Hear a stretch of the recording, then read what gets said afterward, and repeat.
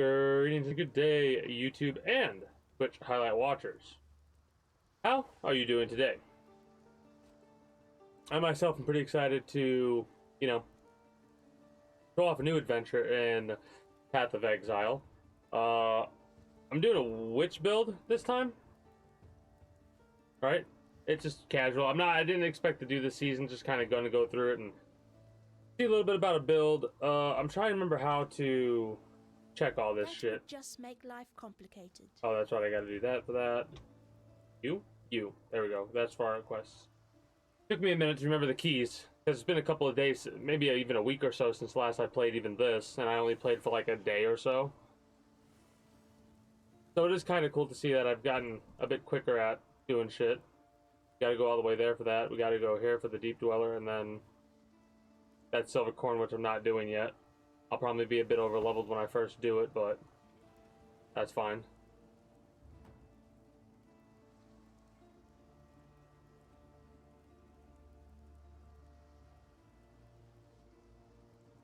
But yeah, went through Grand Theft Auto 5's final yesterday. Wait, I gotta remember what I'm doing. I am the wrong character, like, for that. Oh shit. Oh shit. I'm dead. Alright, gotta pay attention. Okay.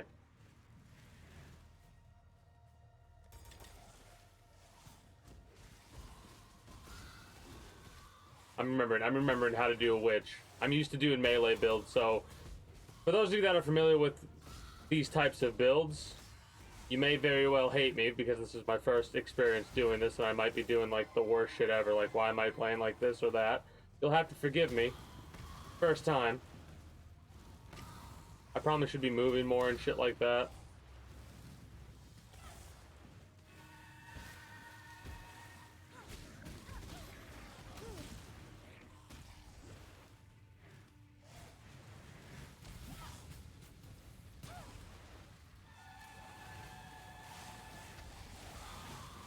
I need more mana.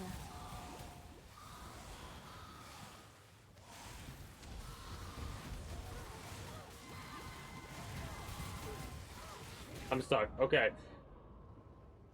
That dude sucks. Rude princess, you suck.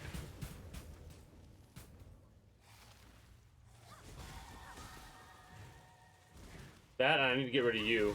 You're not helping, freezing me like this. Shit. I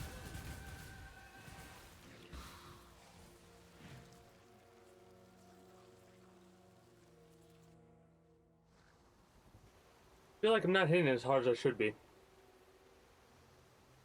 Why am I not hitting it as hard as I should be?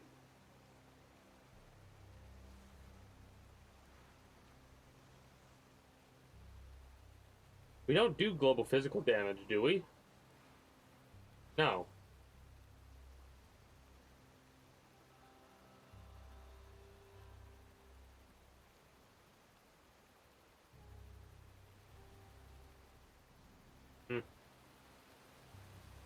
Whatever. We'll probably get our ass handed to us for a little bit. That's fine by me. That or we can just ignore them, which is always a viable thing to do.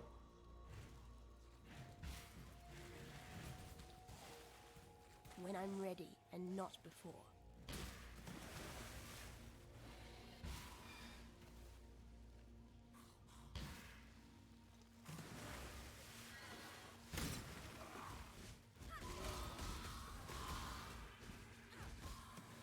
Alright, I'll fight around here.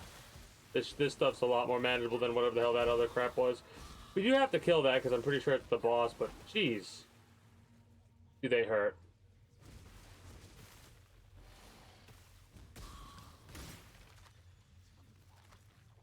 Gotta use that ability more often.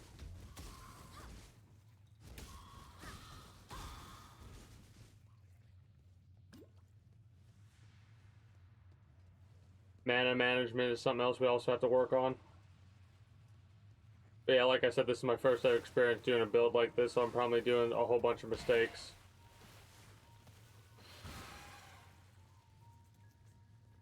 I might want to try and go for a teleport build. Oh no, I understand flicker build appeal now. I understand the appeal of a flicker build. You know what it is?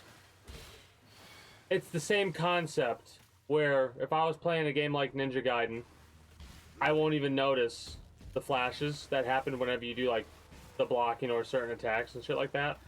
But watching it, I'm starting to realize that I can't watch that kind of shit because it hurts my eyes. But like, when I'm the one that's doing it, I'm not even focused on it, I guess I should say. I don't even know how it works or how to explain it, I but need more mana. long story short, I could probably make a Flicka build and not experience... I wouldn't be able to edit the videos of a Flicker build, hilariously enough, because I'd be watching it at that point. But my brain kind of goes in a different mindset whenever I'm playing a game. I'm not really noticing a lot of the things that I normally notice when I'm watching something. Please don't. Stop it. Fire. Ice.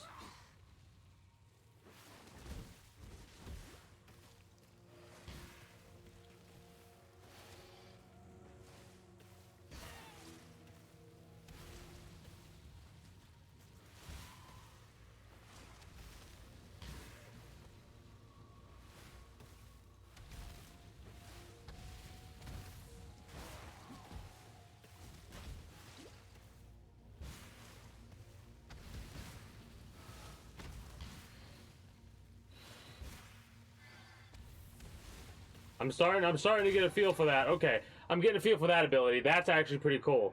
Okay, there we go. That's pretty fun. Had to focus up a little bit there to figure that one out.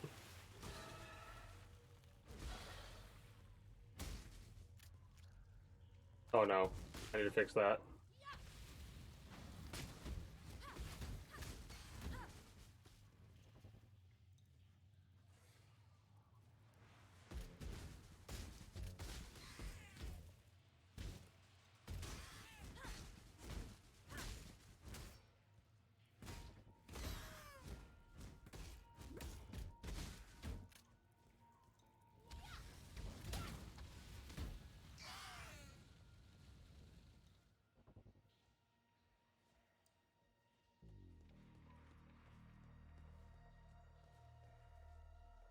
Okay, there we go.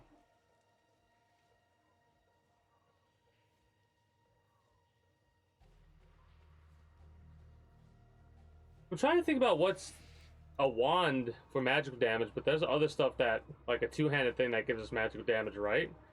Would a shield work with a magic build? Like they have energy shields, don't they? I'll have to theory craft as we go along. The acts are normally like tutorial on figuring out how certain things go in this game. And I'm pretty much just like chilling, trying something new a little bit. I'm not even really focused on the season at all. If I was, I definitely would have been playing this a lot sooner.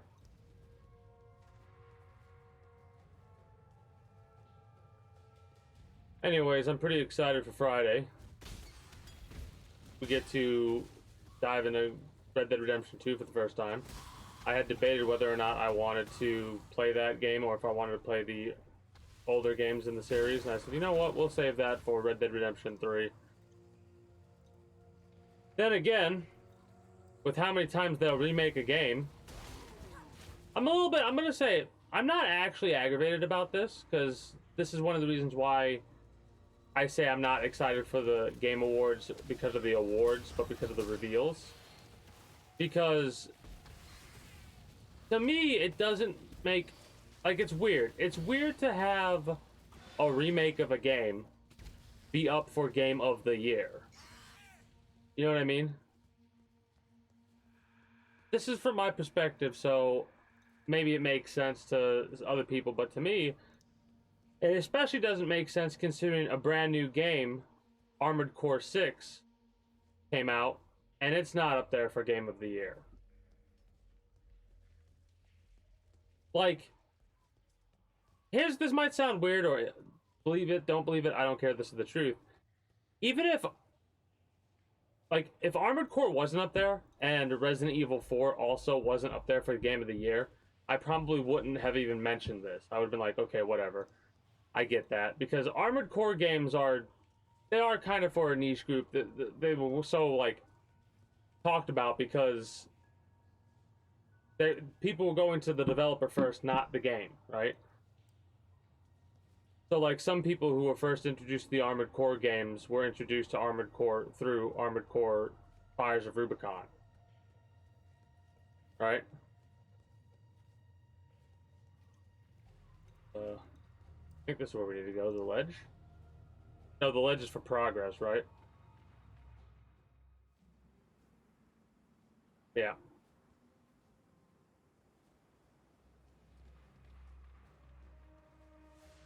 Oh, we have a level. Might as well use it for something.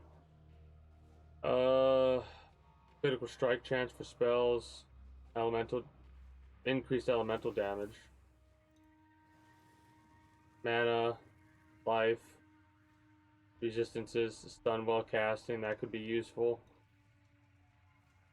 More energy shield and mana regeneration.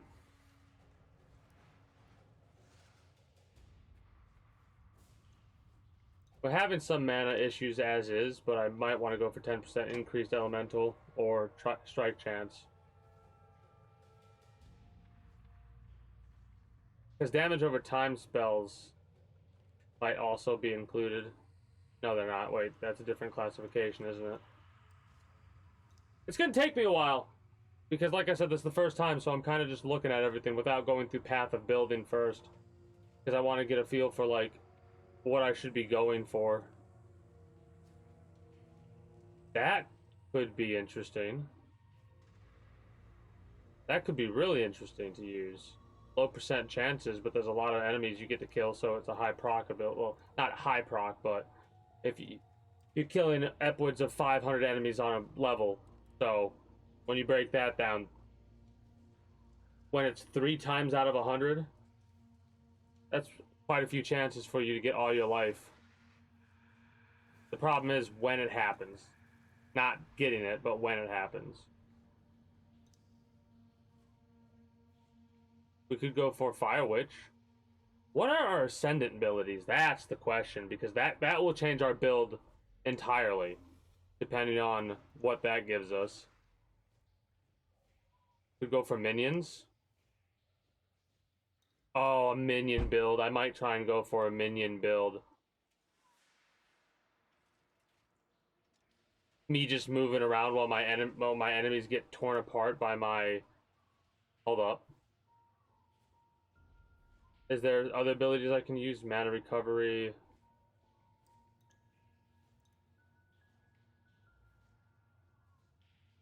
Basic jewels. Minions over here as well.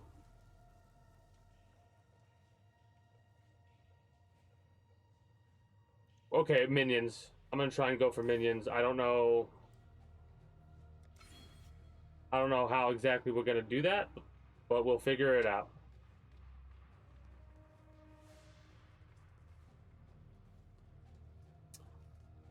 So yeah, if like both those games weren't up there, I would not be like vindicated. I'm not frustrated. That's kind of the shit that I always expect with shit like this, because at the end of the day, if you think about any award or any type of thing like that, and you break it down, it pretty much all breaks down into the fact that, like, it's all opinion based, right? Like, that's the same thing with critics as well, because critics are supposed to take their bias out when they review something, right? But that's impossible. There's always going to be something, no matter how unbiased you try to be, that colors something a certain way, right? That's why there is no movie that everybody will find good.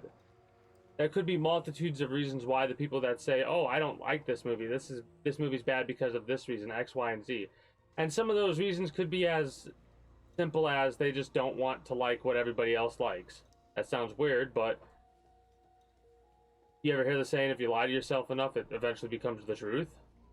That might be useful for us. A Darkwood Scepter? Do I have a red gem? No, I don't. What do we got for this one? Spell damage. More elemental damage with a higher quality. Yeah, we're using elemental stuff, so we might as well use that. Is it a two-handed thing? No. Because it would have taken this out. Alright.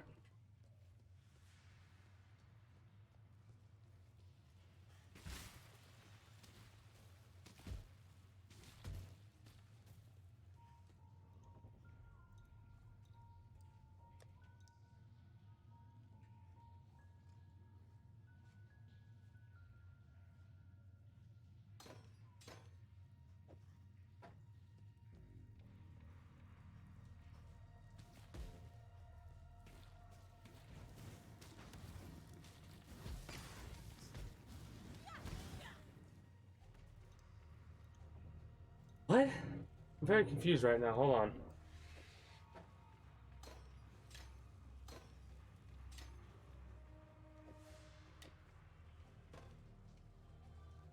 Okay, I guess we have to use wands? Not that I'm complaining, but that's... Didn't expect that. Oh.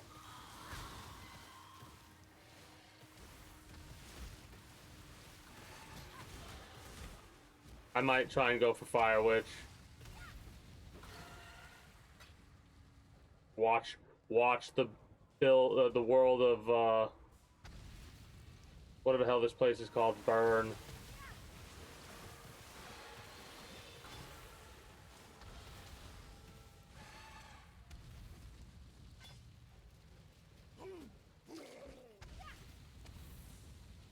I'm thinking of like evasion, like these types of I figured out what build I want for this. I don't care if there's more efficient builds or whatever, but I feel this satisfaction with me not doing the work directly, if that makes any sense. That's why I'm gonna start searching out for minions.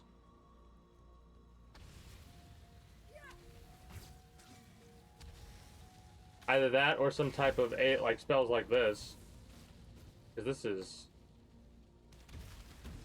satisfying. Just not have to like press a button, and we're good to go. I have movement, not the best movement, but movement nonetheless. Catch. Doesn't look like we are actually affected by this either.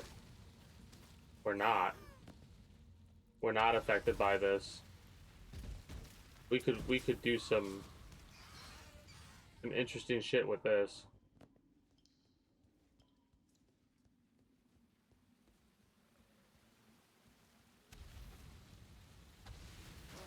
The other thing is, it doesn't get rid of the spell when we place more down.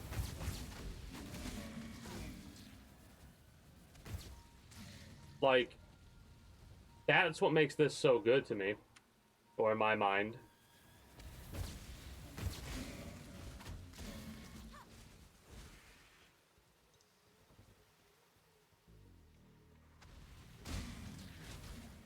Are these bolts catching on fire as well?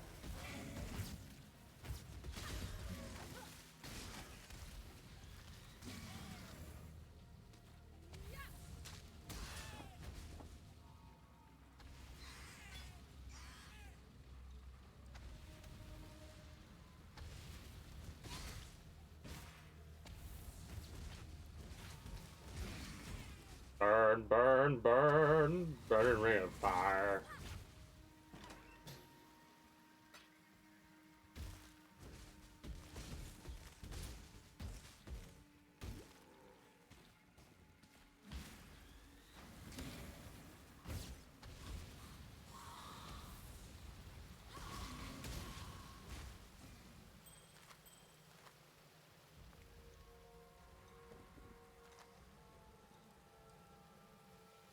Anyway, outside of all that, the main reason I get excited for the Game Awards is always because of like any new reveals and stuff like that, and it's always nice when something gets revealed that hasn't been leaked, or at least I haven't heard about beforehand, type of a thing.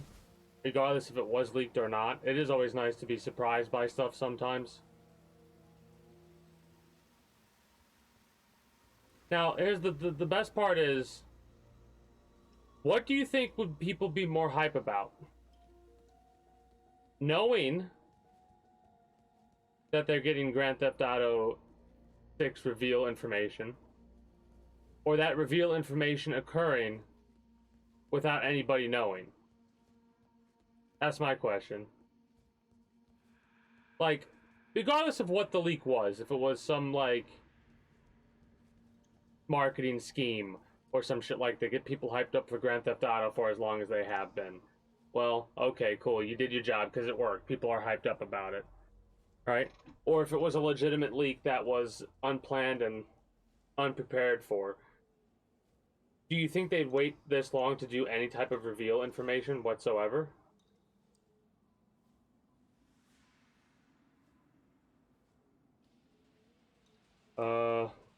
The Dweller of the Deep. We're at the Dweller of the Deep, right?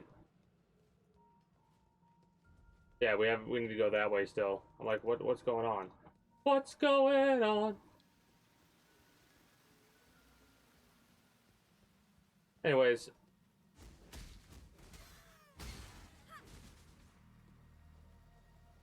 this game is pretty chill and fun. Great, that's why I chose it. I was gonna go through my list of games that I have installed, and for temporary reasons, I uninstalled Apex Legends to keep Fortnite and World War Z up there because I'm wanting to play through Red Dead Redemption 2, of course, and that's a little bit of a larger game than Grand Theft Auto 5. I wonder how large Grand Theft Auto 6 is gonna be. I mean,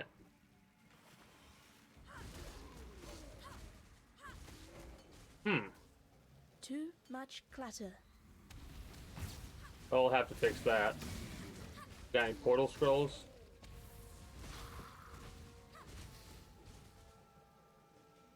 We got 5 portal scrolls.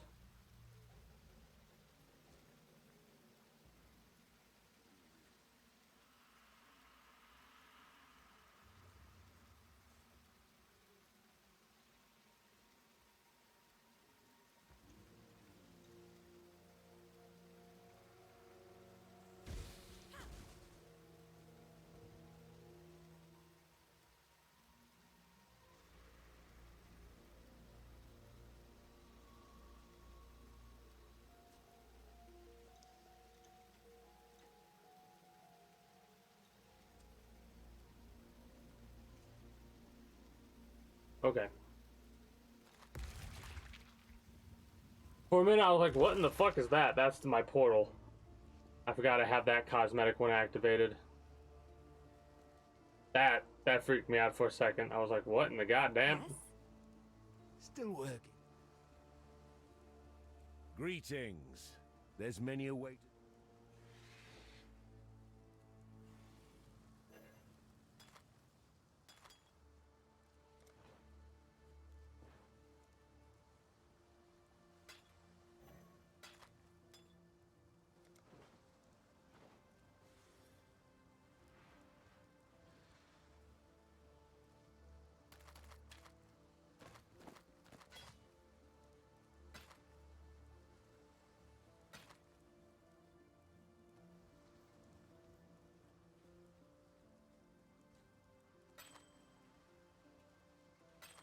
Those are probably the most useless rings I could have right now.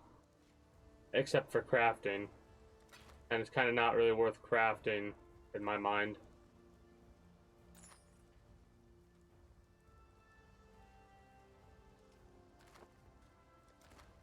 Stay sharp out there. More mana, that helps us more than the other.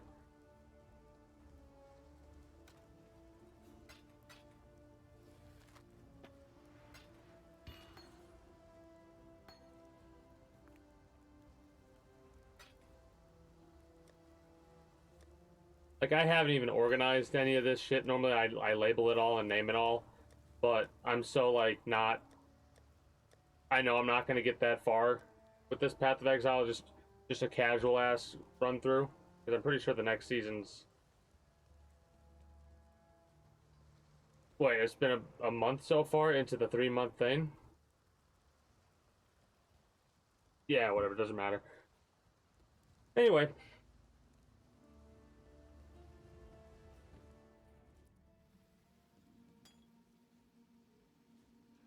More Grand Theft Auto 6 talk coming your way.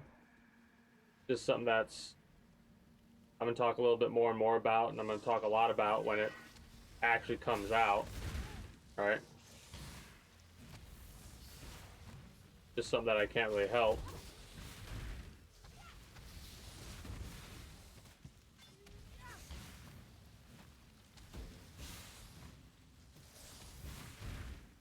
Oh, I like this.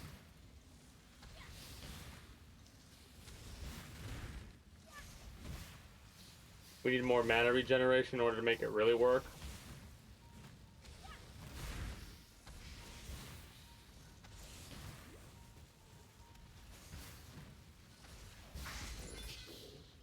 That felt fun. That felt fun. I like that. Anyway. Grand Theft Auto 6. I'm curious to know if people would be more hype about it with having no foreknowledge, or it being just shown how a lot of reveal trailers are shown, right? I look at it this way. Kind of like how God of War did. Right? God of War 2018. That kind of came out of nowhere for a lot of people. And the question is, if people knew about it before that, would they be more hype about it? Or would they be less hype about it? Now, here's the other weird question. With how popular Grand Theft Auto 5 is, does that matter? Now, I'm not saying that God of War is not popular, but if you compare the franchises, you can see how much more common the name Grand Theft Auto is compared to God of War. It's just the facts. No matter how much it might aggravate you for whatever reason, the fact that the game is as well known as it is should be satisfying enough for some people. But some people will be like, it's not enough. Everybody has to know about it. That's a little bit improbable, in all honesty. Is it possible? Yes, but does it really matter? No. Because the people that do enjoy it, do enjoy it. And there are some people that are just gonna not enjoy what you enjoy, no matter what.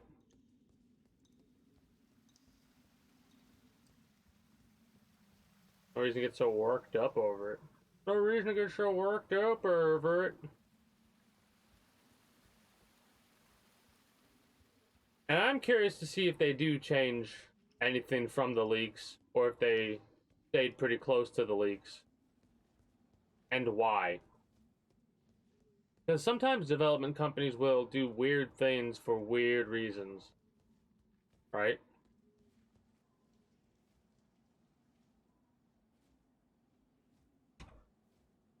Turn that in. Let's progress forward. Before we go back.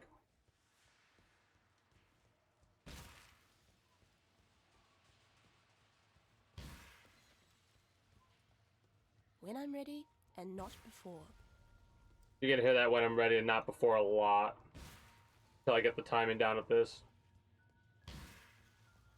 That, and it's kind of one of those things that will become a little bit quicker as time goes on because of all the perks or abilities you'll get through the gear upgrades. The ledge, let's go.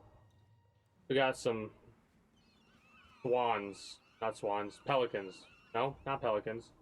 Seagulls. Seagulls to worry about.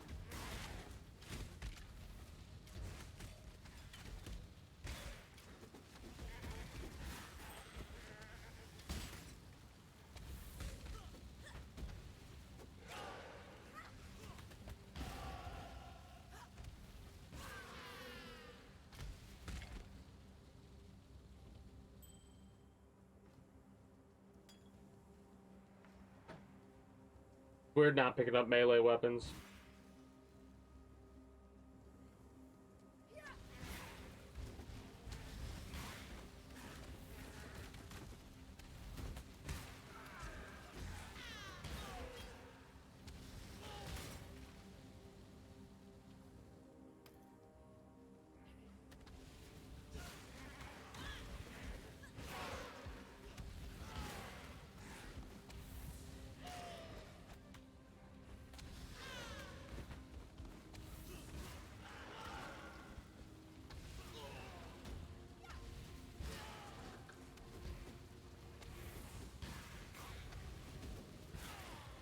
Some of this will not be very effective against certain bosses, I don't think.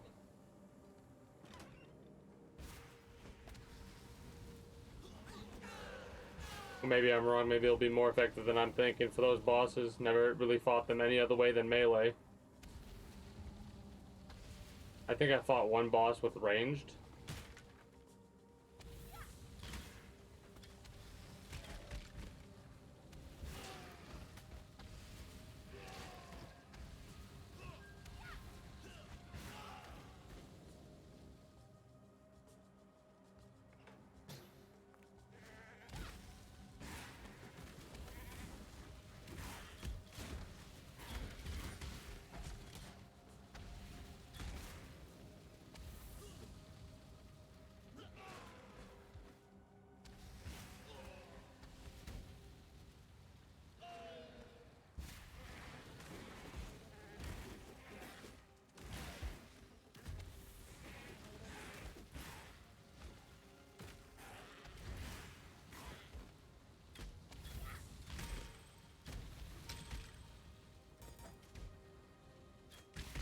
Yeah, I'm liking it. I'm liking this so far. Having pretty good fun with it. Pretty good fun. Storm and dream now reaches into the ground and raises up our slain imperial foes. It leads the fallen from their graves and drives them to fight us beyond the end, rotted tooth and When jagged I'm ready nail. and not before. Our own remembered have joined their cursed ranks. No longer may we give our beloved to the birds, messengers of spirit to the sky, conveyors of flesh to the earth.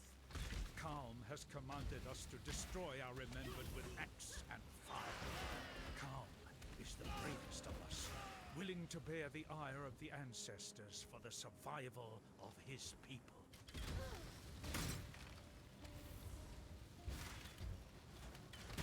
I need more mana. That you do. That you most assuredly do.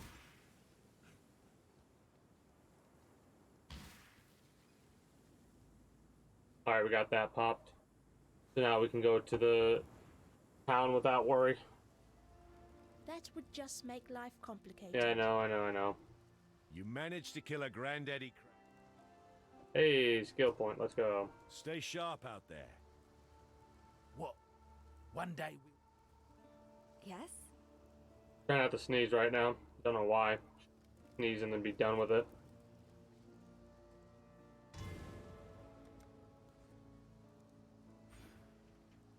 Is it?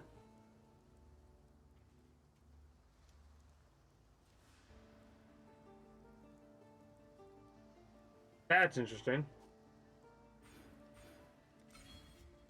But we'll get this, I think, first. Yeah. I think we'll go for that first. We can always change it up in the future if we don't like what we get. Then again, it doesn't really matter because I'm not gonna... I might get to mapping, but I'm not gonna really get into mapping. Honestly, we're at the point where I normally would do this off stream, but I really didn't have anything else to play. I could have stopped after like the 6-hour point, right?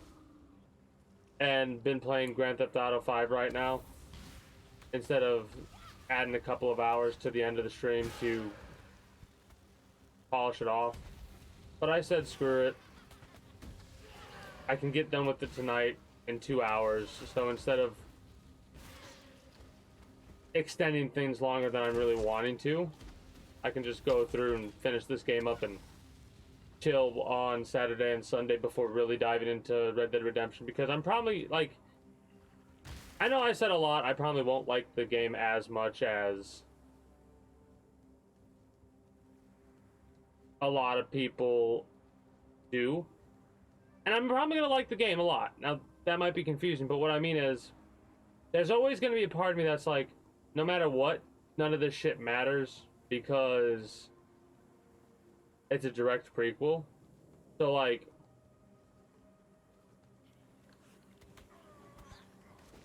it's a story of how shit got to like, it's basically of the character motivations and why everything for Red Dead Redemption 1 happens, right? That's, like, we kind of already know that story based off of what happens in Red Dead Redemption 1. Right?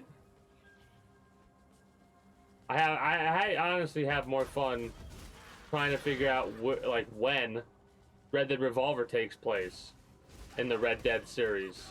You know what I mean? Like, where on that list does it take place?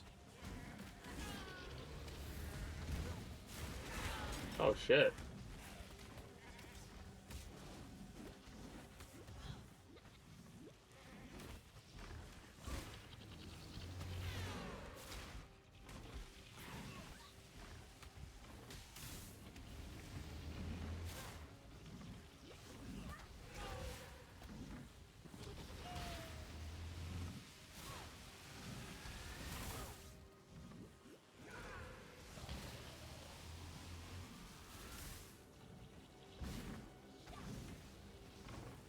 You know what's funny? This is pretty much just like, this game basically breaks down into fighting the same exact bosses, just stronger variants of them, and unlocking a couple of new bosses. I just realized, well, I not just realized that, but it's clicking for me, like what exactly that entails. Because that totem, we fight basically, think of it like how Dark Souls does bosses sometimes, right? You'll fight 9 of the same boss, but it's always easier after the first time you fight it because you know what its attacks are going to be. Maybe they add a new attack here and there, or what have you. But for the most part, you go about fighting that boss in an easier way than last time. Depending on what they do, like if they do add new attacks, you got to learn those new attacks and when they happen in order to deal with it properly, but that's neither here nor there.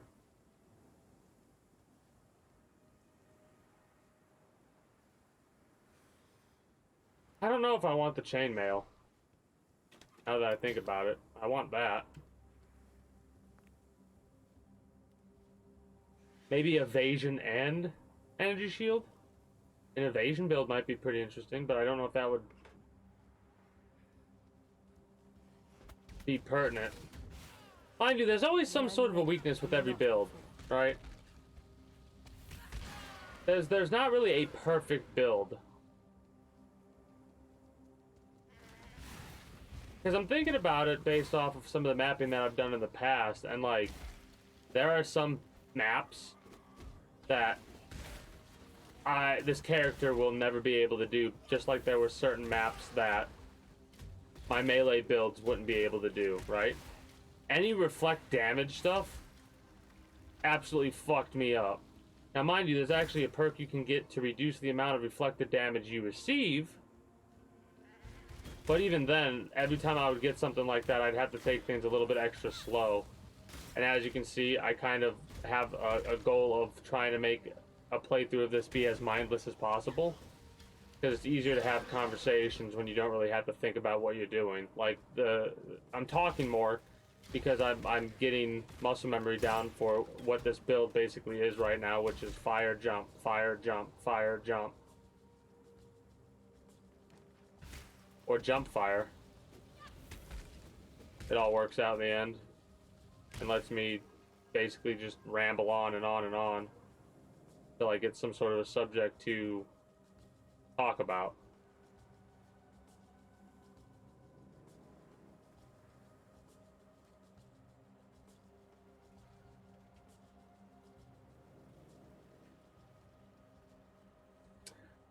Definitely enjoying a game like this. I'm gonna really have to check out what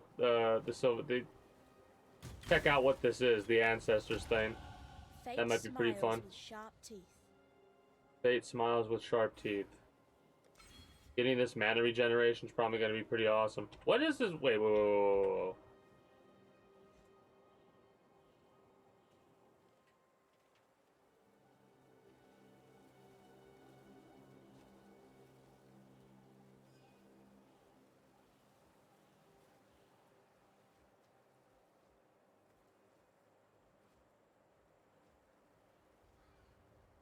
Now, some of these abilities are actually pretty interesting because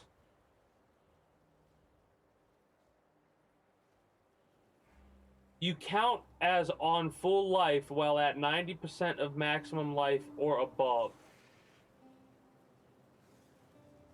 And then you count as on low life while at 55% of maximum life or below. That basically means you could make a build to where you do more damage when you're at full health. But my build, what's it called? My Cyclone build would have actually really benefited from that ability. Is that new or was that always here? Skills cost life instead of 30% of mana cost. Life instead of 30% of mana cost. That could be interesting. We'll probably go for something of like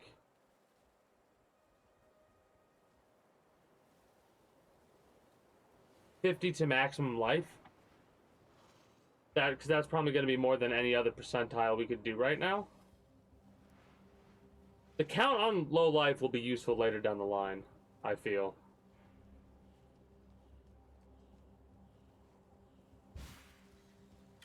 When I'm ready, and not before.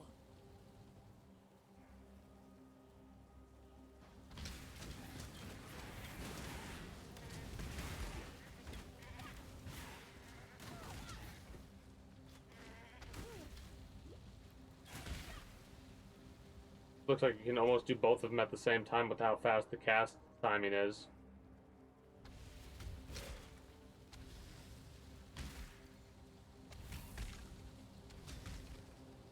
The movement ability is probably something we want to have no matter what. Spirit infects living flesh and bone.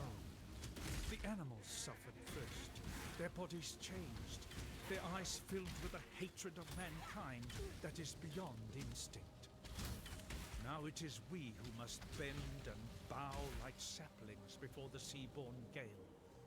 The firstborn of the kingdom of Calm greeted us this day. The firstborn of the kingdom of Calm was buried this day. Even our children are not spared the Black Spirit's touch. What have we done to enrage Rayclust? We look to Calm. Our king will lay the spirit of this land at peace. It's amazing how the more you play a game like this, the more that type of lore starts to make more and more sense. Right? Like, you start to get answers for the questions that they ask on the very early game lore. That's pretty fun.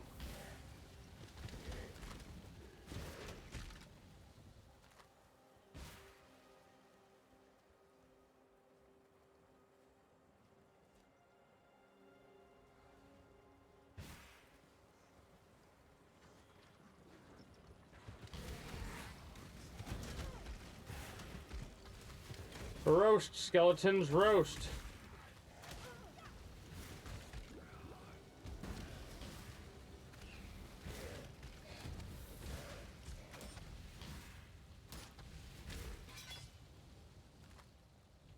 Corroded blade.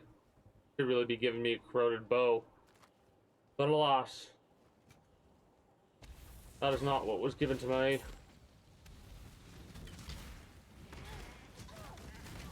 And thinking about it, was it Redneck that asked the other day about what I would think if there were more RPG style elements? Somebody asked that. I don't remember exactly who it was. That's my goldfish memory acting up. And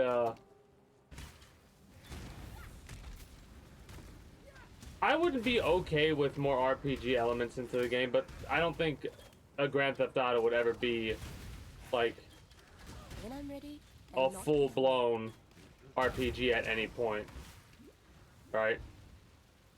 Now, mind you, it'll have like elements of it, like I was saying. Those elements being, oh shit, you are a fire bro. I did not mean to do that. I basically ate that, not intentionally. Anyway.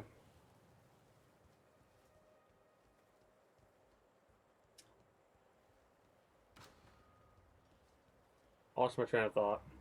Oh well. I'm pretty tired today.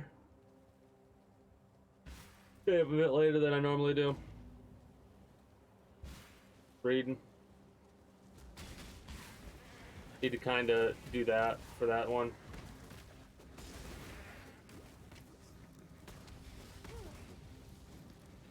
Or wait, we could probably do this.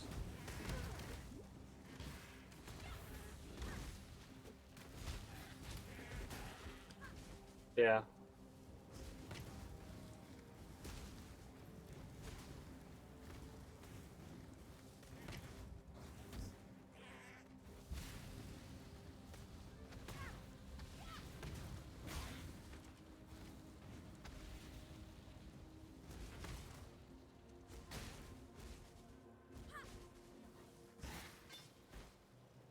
All right.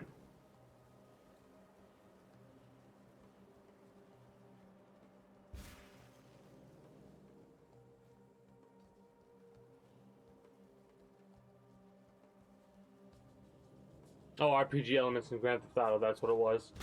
There kind of already are some RPG elements in the game as it is, right? Like,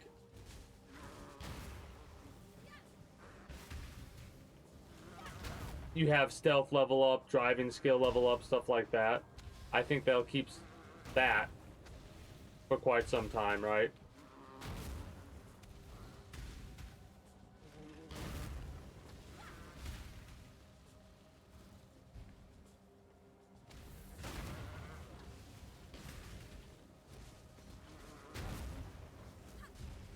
Please die, thank you. Wow. That was a bit annoying. Anyways. I think they might... I don't know if they'll go full RPG type thing. It might be more like... I don't think that would work for a Grand Theft Auto game because... Giving obvious skills that you could level up by using them, right? Like, you only level up your stealth skill if you do stealth actions, or you only level up your breathing when you're swimming under the water, right? Like, you have to do specific things to level up specific things. Like, if there's a lock-picking thing or a hacking thing, I'm sure that'll get easier over time the more that you do it. And also, like, if again, rumors, hearsay, whatever, leaks, apparently it's going to be harder to take higher-end cars in the new Grand Theft Auto because of the technology those cars are supposed to have to help prevent that kind of shit.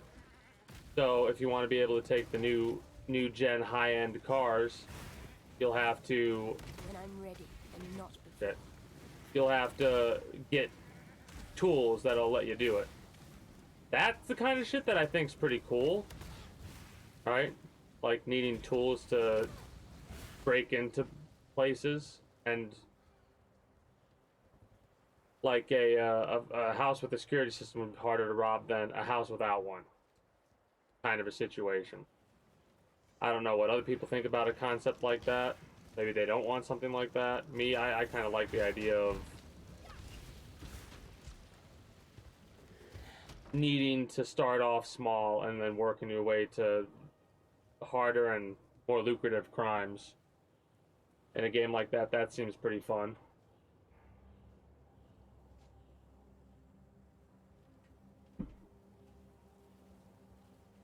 I'll probably try and do like a in-depth analysis at some point of the commercial. Hell, maybe after we see it. I'd rather burn than call such a place home. This is a prison. So, and considering she's a witch, and this is a game where the, like, stereotypical witch facing heresy trials more than likely would actually get burned. Right? Or in prison for the rest of their life, so... The tale of Brutus was a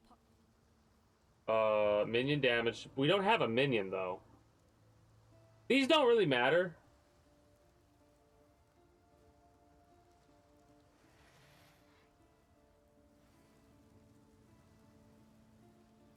So that's interesting. More damage, less health. Consume...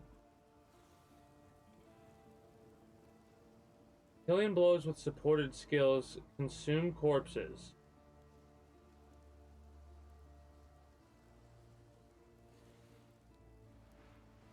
That... Flame Wall doesn't work. Frost Blink does. Kinetic Bolt does.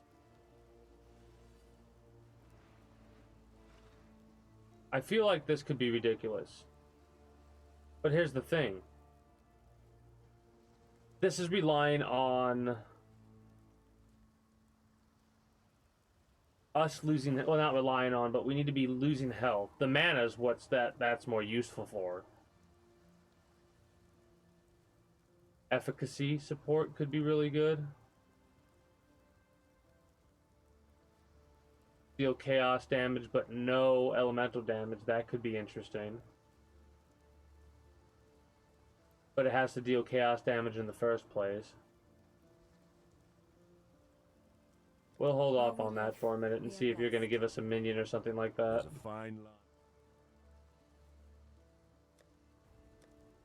Yeah, Stay we'll basically... sharp out there.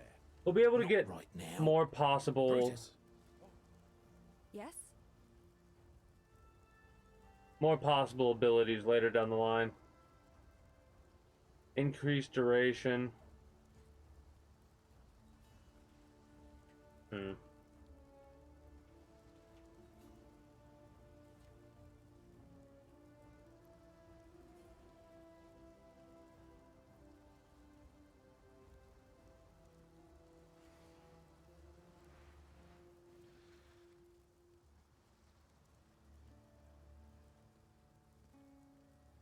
Deal more damage with fire.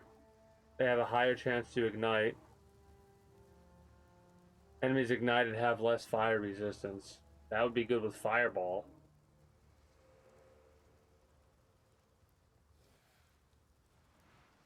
One to 10 added lightning damage. Wait a minute.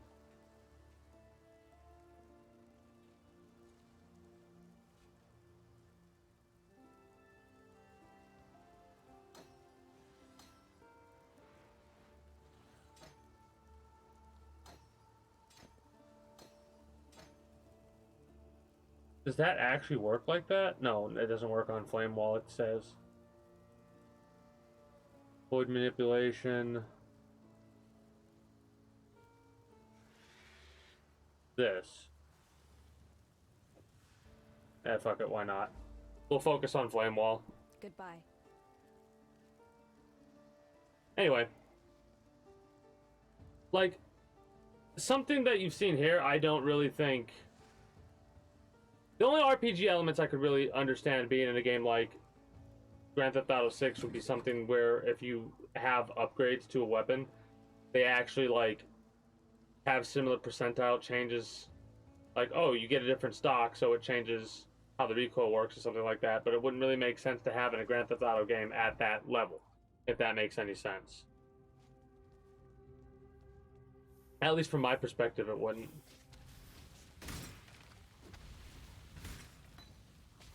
When I'm ready and not before.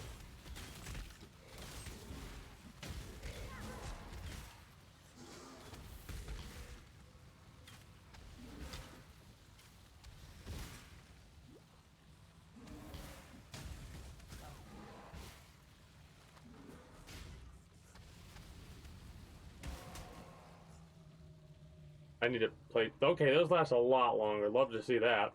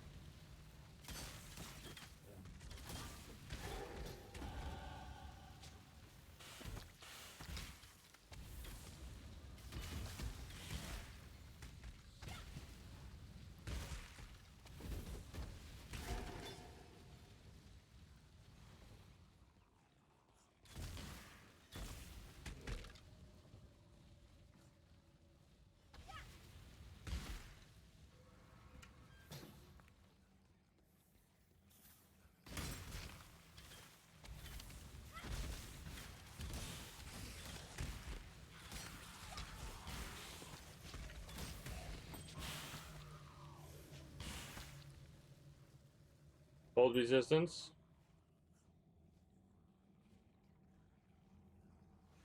That's probably something we want over top even the mana, maximum mana. Yeah, we want that more so than the other because of the magic build we got going on.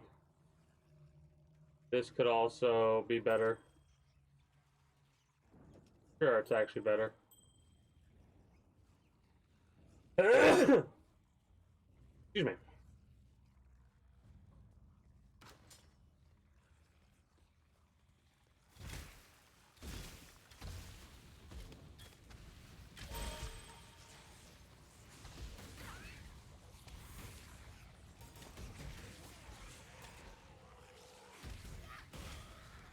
What do we need for this?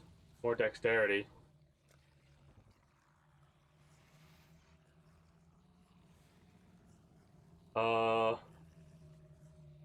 What even is this ability? Chance to poison. Yeah, we probably shouldn't need poison chance. That's not what type of a build this will end up being.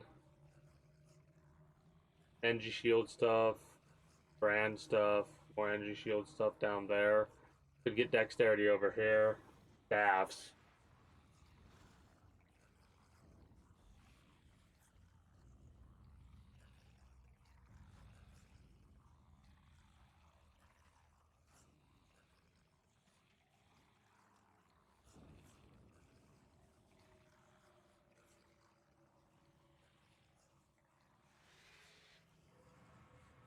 Protection might be good.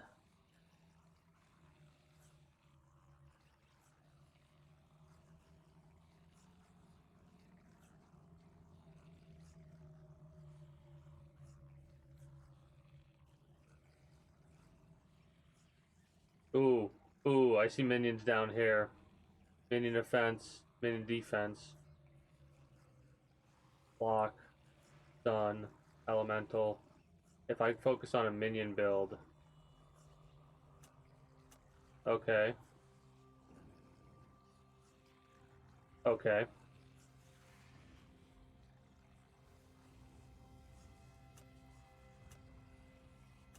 There's not really a lot of... There's a minion defense over here. And over there. And up there. Offensive is over here. More life regeneration stuff over here.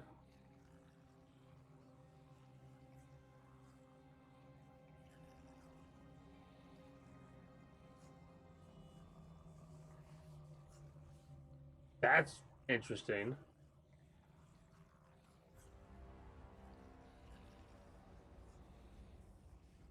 It might be fun to do offensive minions. Yeah. I'm liking it. The more I think about it, the more I like that idea. Gonna stick with what we got going for us for now until we can get a setup that'll work.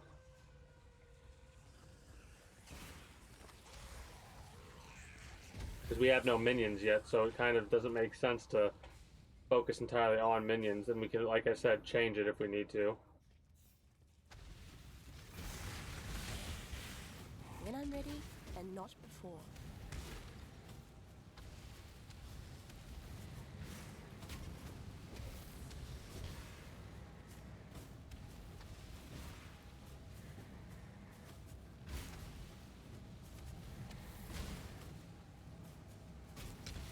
Life is short. Deal with it.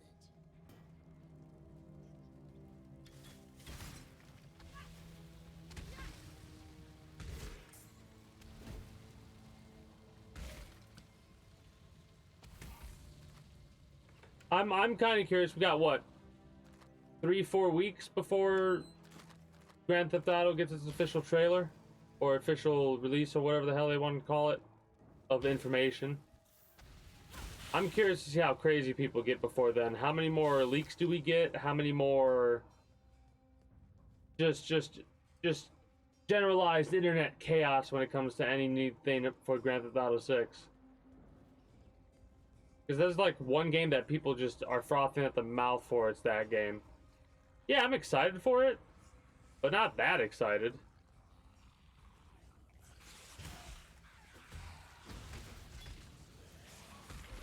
The main reason to keep talking about it is because of how relevant it always seems to be. And you know what's hilarious? How long do you think it is before one of two things happen? People start getting stuck playing this game and like start like, here's the thing, how many people stick with Grand Theft Auto 5 over 6? And how many, like, is the online going to be different for Grand Theft Auto? That's like some other curiosities that I got. That's one of the biggest ones. What the fuck happens to Grand Theft Auto Online as it currently is? Ain't that a thought? Like, do they change Grand Theft Auto Online? Do they keep this and make a new Grand Theft Auto Online? Because I'm not calling it Grand Theft Auto 5 Online. It's just called Grand Theft Auto Online. Just like, is it Red Dead Redemption Online or Red Dead Online? Might as well pick that up.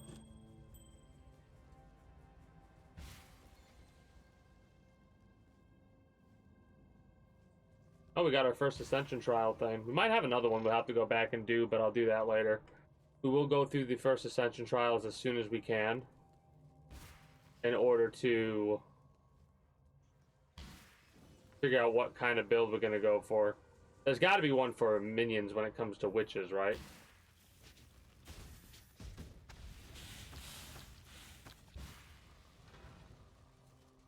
In the core.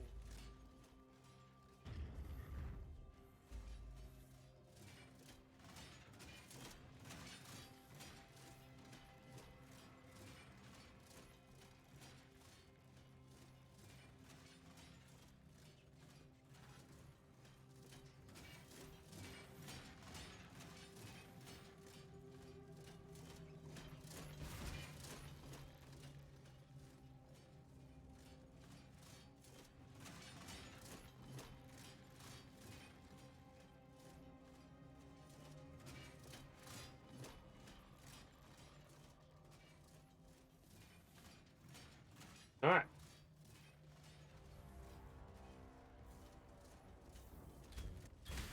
When I'm ready and not before.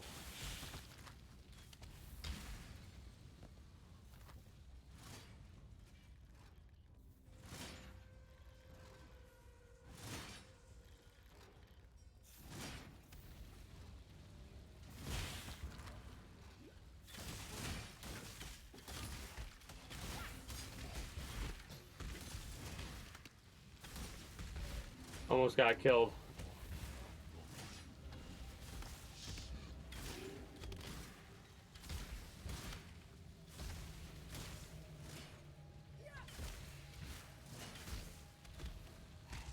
Roasted, toasted.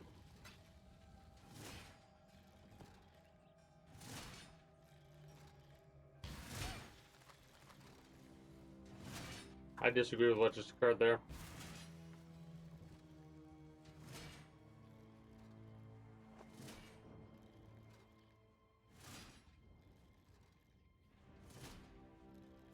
It's not really worth it to put any resources into stuff like that this early. Is the strongest metal of them all.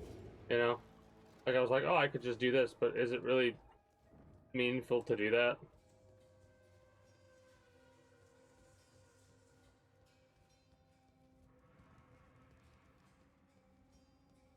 Is that where I'm supposed to go?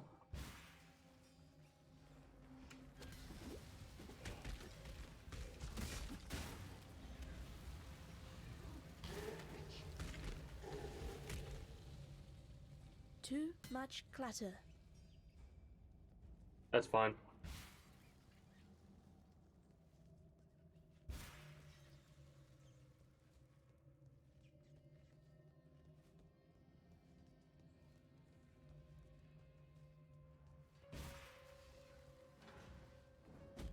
Hello?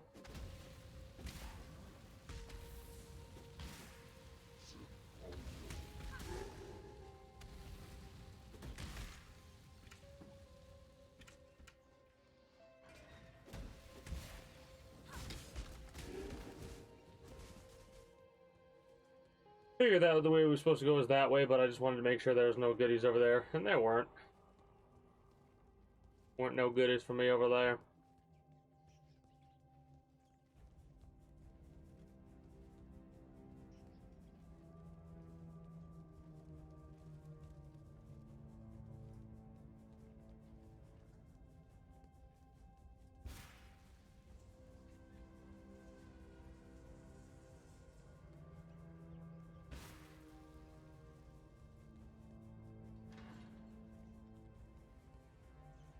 I think what I'm most excited about when it comes to Red Dead Redemption 2, in all honesty, is like seeing how what they utilize from Grand Theft. Now this is gonna sound weird, but just bear with me for a minute. What they utilize from Grand Theft Auto 5 into Red Dead Redemption 2, right? Because Rockstar likes to do that. They like to take the things that work and put them in all their games, but maybe tweak it here, tweak it there, work it a little bit differently than they normally do.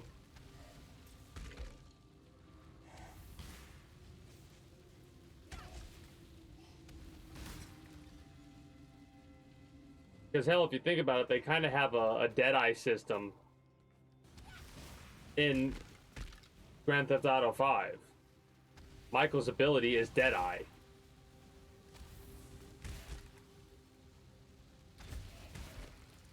So, if you wanted to like put your theory hat on,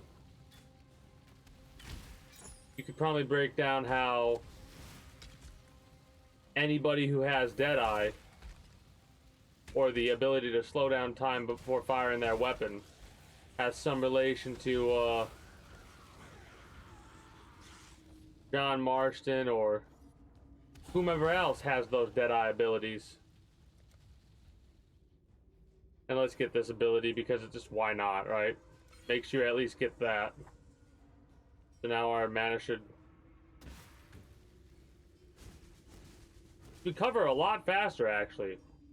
It actually is recovering a lot faster than I thought it would be. A lot more noticeably than before. So that's kind of awesome.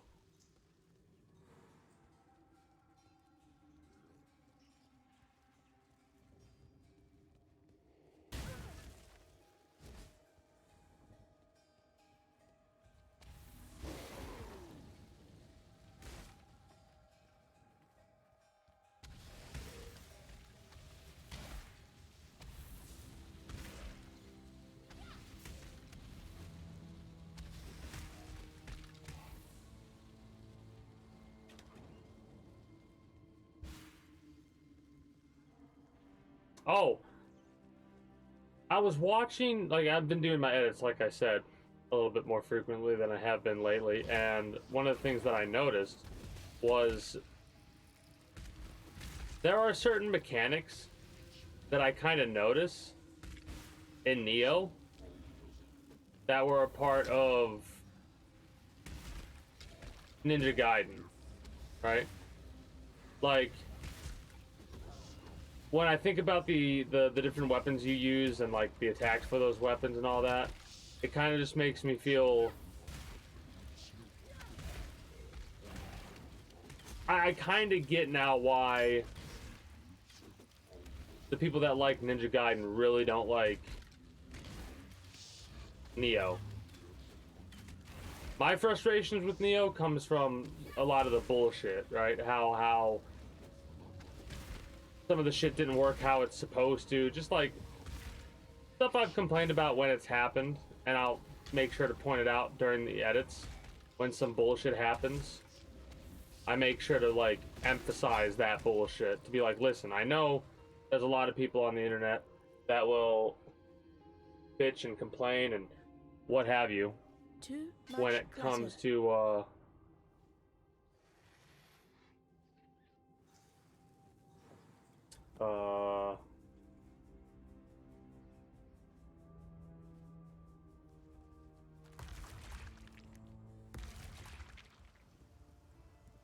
let's get rid of some of this shit. Do I really want to do this? Feels like a little bit of a waste, but How you going? Hello.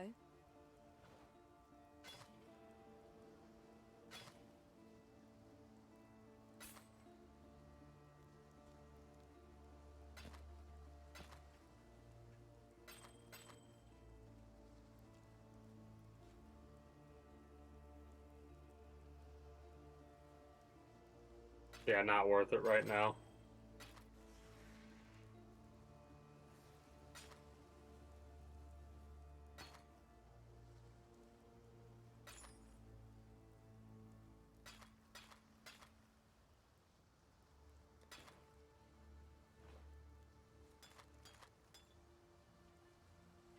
Hell yeah.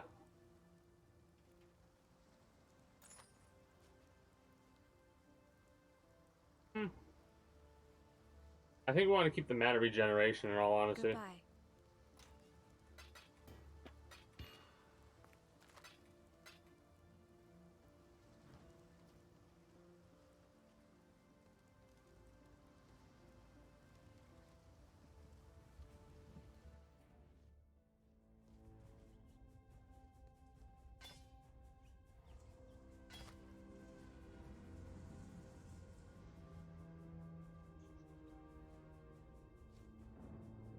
That's actually something to possibly put a little bit of work into. Carry us for a little while at least, maybe. Then again, it's one of those things where it's not really that worthwhile to put anything into if you break it down. Because of how early game it is, and any resources we use now could be better used later on when we have gear that we're going to be using for, instead of When I'm ready a couple and of not days, a couple of weeks. You know what I mean? Mind you, I can't help but think long term like that, even if I know I'm not really going to be playing to that level. You never know, though, you know?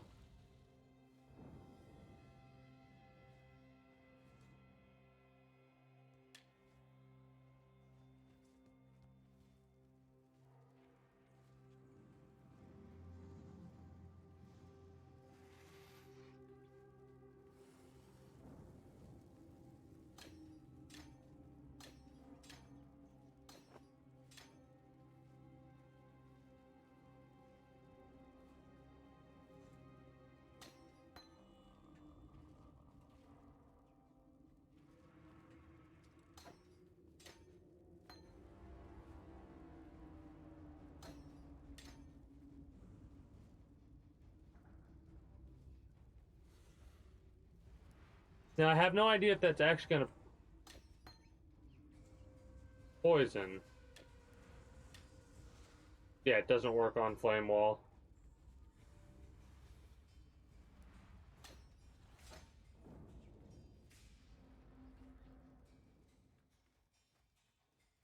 Works on Frostblink.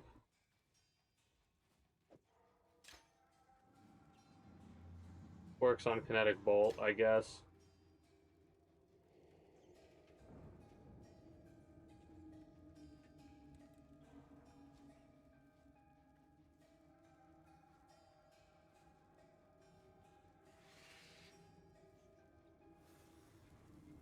That could be actually really useful, Arcane Surge, with this.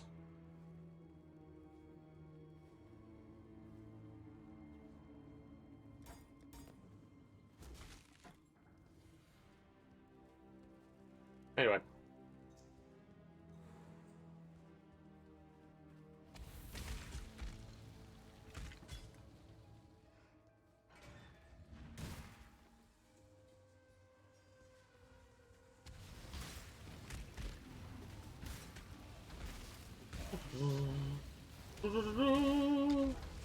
You need to die, dude.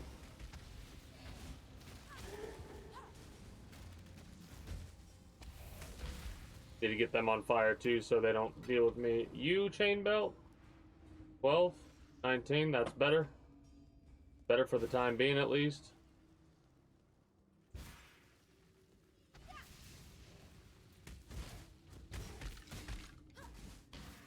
I am regenerating mana a lot faster, which actually makes this mana build a when I'm bit ready more and viable. not before.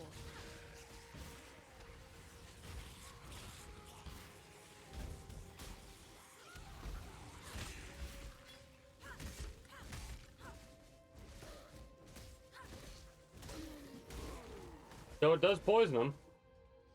Spells that do poison. I mean, spells that have the ability. That's weird, though. Feels weird.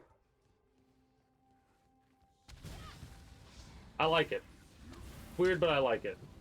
Because it allows me to do more damage. Mind you, do we want to have that? Or do we want to try and do raw magic damage? Is that what chaos damage is, though? I don't know. Like I said, I have most experience doing physical damage builds with a katana and an axe. Axe is my favorite because axe build is perfect for a cyclone rage type of build. And I think I'm going to try and avoid that for a while because I've done 2 of those and pretty good at building those types of builds, but I want to start working on like different melee builds and different skills and stuff like that. So I'll probably stick with magic for a while. Damn.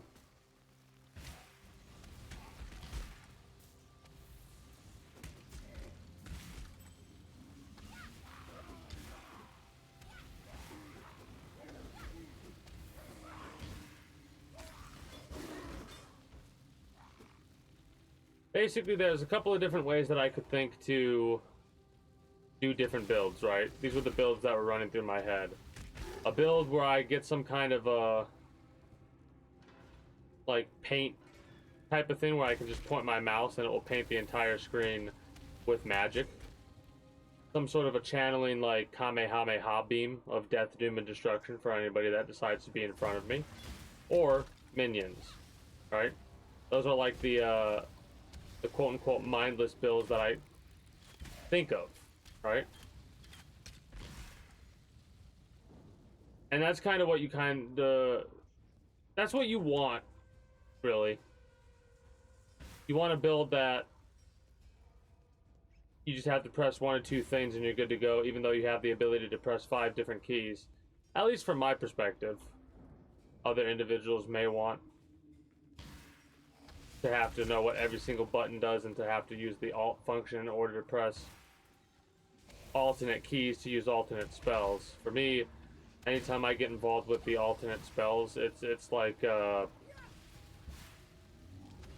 always active, like passive spells and stuff like that that take a hunk of your mana away for however long. When I'm ready, and not before.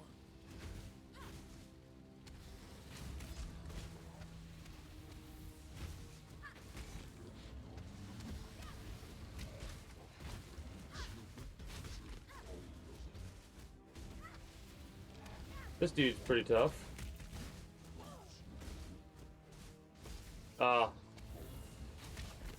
A bit resistant to fire. Cold, chill, and freeze. Never mind, not resistant to fire.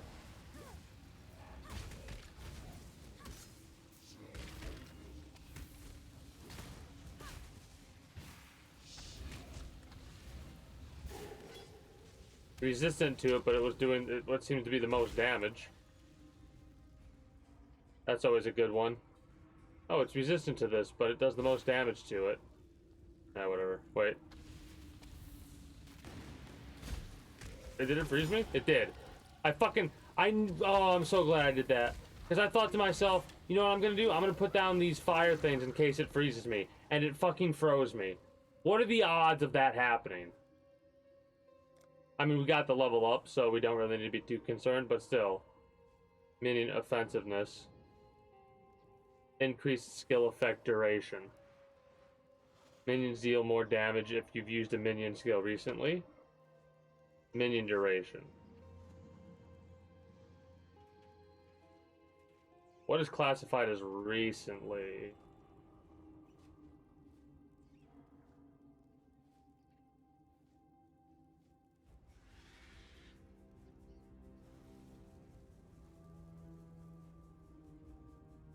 That could be useful.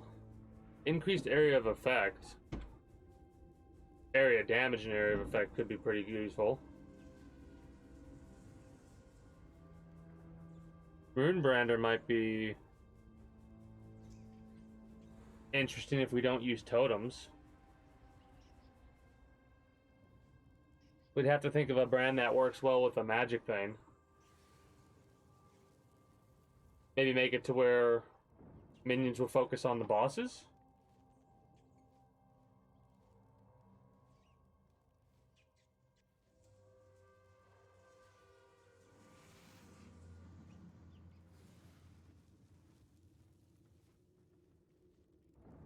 This is a dexterity increase.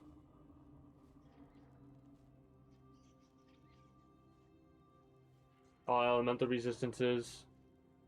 Reduced effects. So, increased life on minions and then attack speed in this. Spiritual command. I think we keep going down here for the time being. Finally get to upgrade that after however long.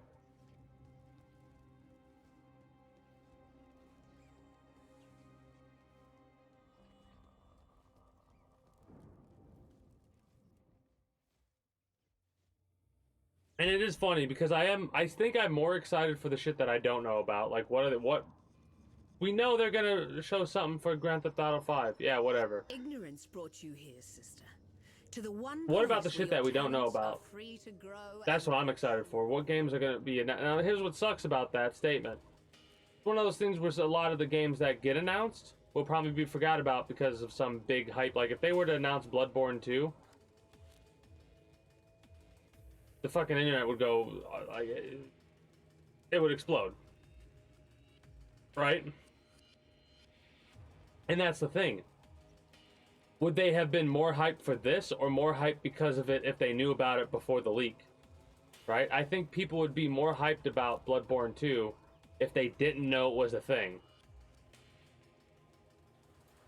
And they were like, oh, it's coming out in a year from now. Still the Karui barbarians advance upon us. Lina is dead, his legion slaughtered along with every eternal man, woman and child from Lina's watch to the foot of our axiom. Should the need arise, we shall retreat through Prisoner's Gate, raising my barricade behind us. Yet our salvation is at hand. Foul times demand heroic deeds, and through my arts our Lord Brutus will arise anew to defend us. May the dry sands quench their thirst with Karui blood when our mighty warden delivers his judgment upon them.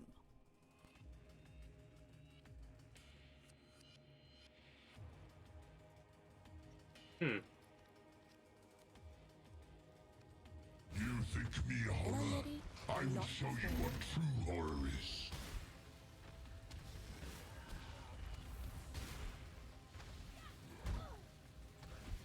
Let me embrace you.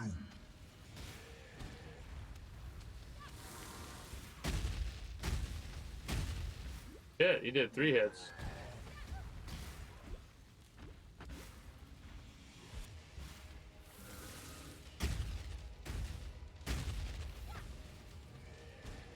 Let me embrace you.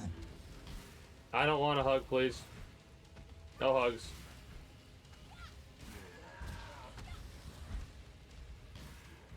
Come.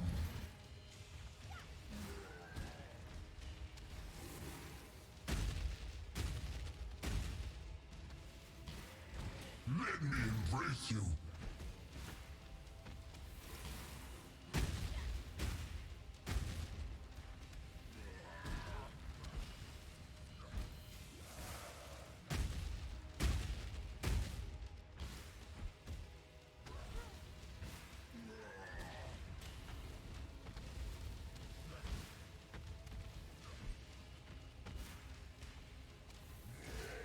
Awesome. Had Awesome. you been my creation, brute, you'd not have fallen so easily.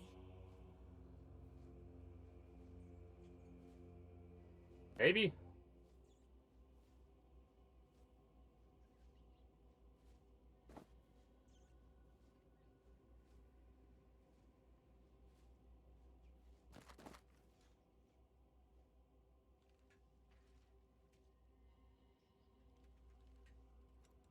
Trying to think about what I could use as replacements, right?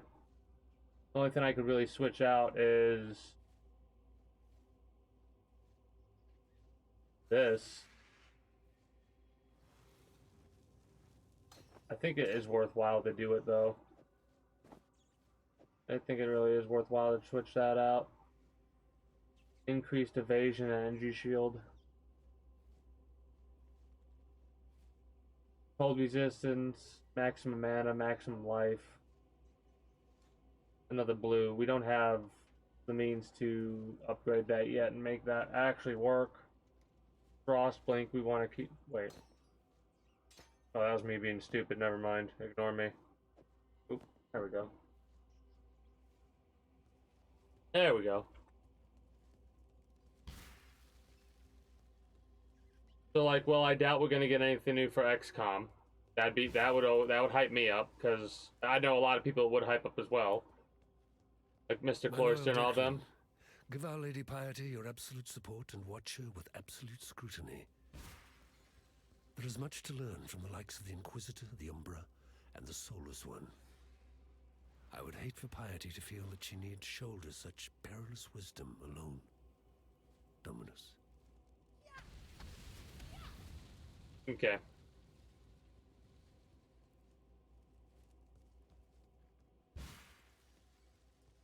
Dear Chevron, you have certainly had your work cut out for you with Lion Eye's Legion.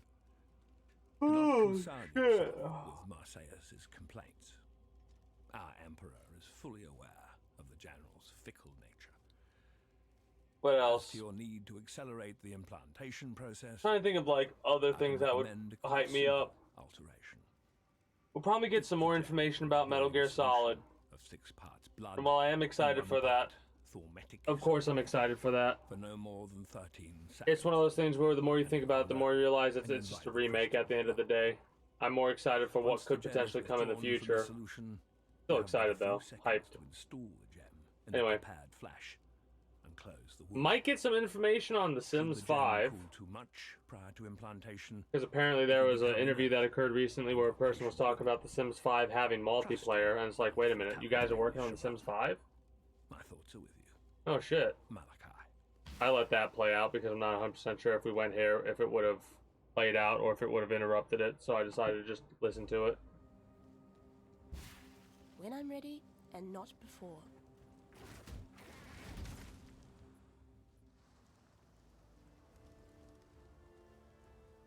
For some, death is welcome. I can think of only one. Farewell. Come to hear your... I was never last sight. I was never there, he says. The warden's free of his own prison.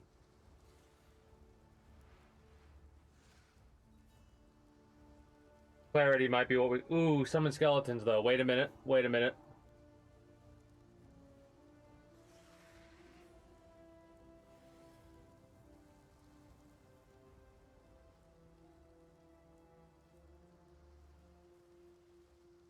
I mean, we're wanting to go for a minion build. You know? We are wanting to go for a minion build. We might as well get started on it. Do I want to keep Kinetic Bolt? That's like not what I really use now.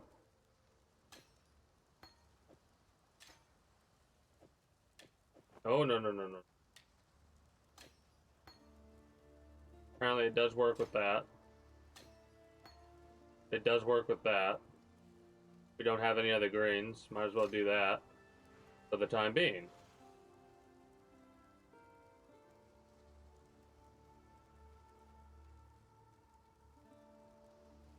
Yeah, I think this works so far. That's how I got it set up. So we got skeleton bros.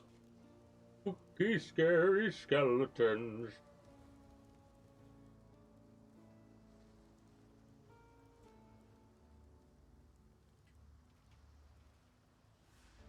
We could use a silver coin. Let's get out of Act 1. Well, I gotta step away for a moment first, so... Be right back. Actually, wait. Like a couple minutes of ads while I step away, because nothing else is going to be going on. And then when I return, we'll continue going through Act 1. Or, yeah, Part 1, Act 1. Back momentarily.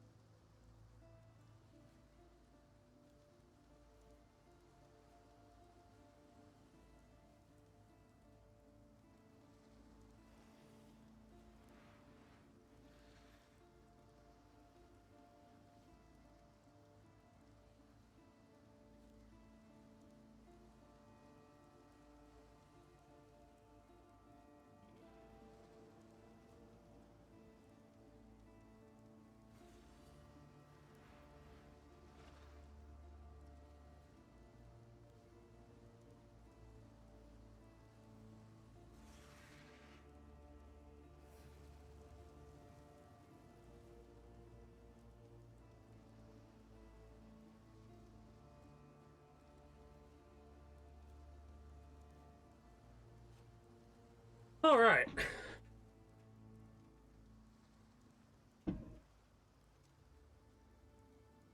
Oop.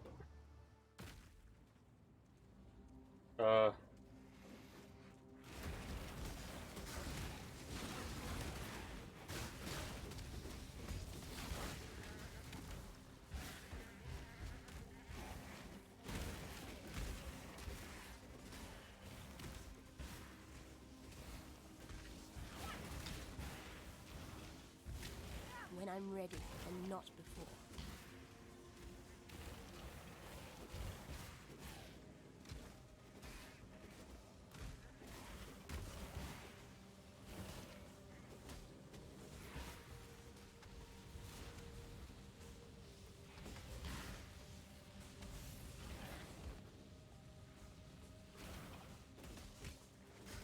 Kind of nice to be able to just like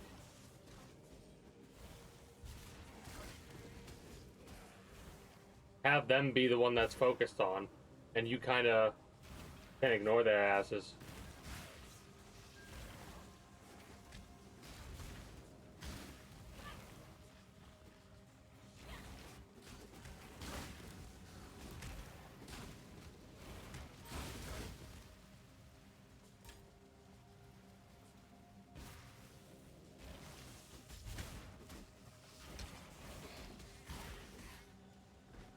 Okay. Gotta build.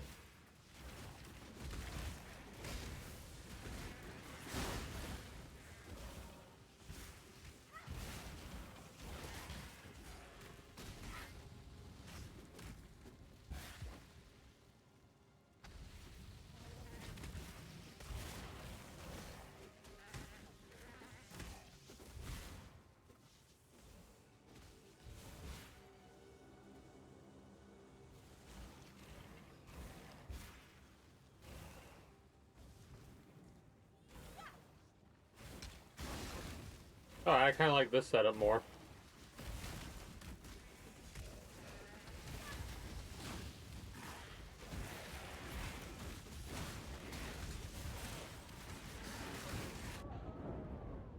Well, that was a death that I could have avoided completely.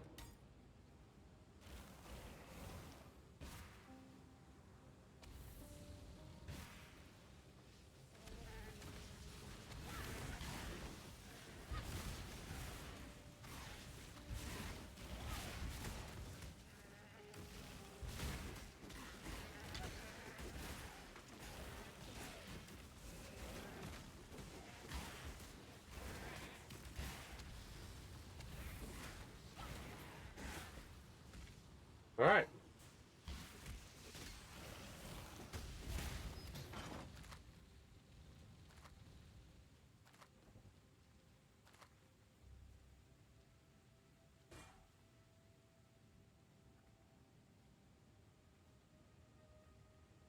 We don't have any red, so that's not gonna work.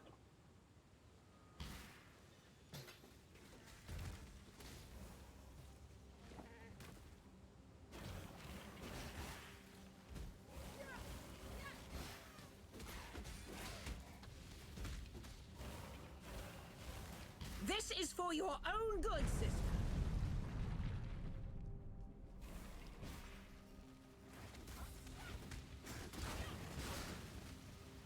Hmm.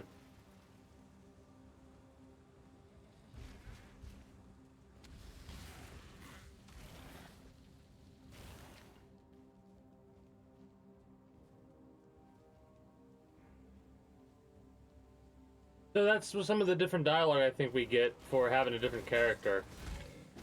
Because obviously she doesn't say that when you're a Karwi warrior. When I'm ready and not before.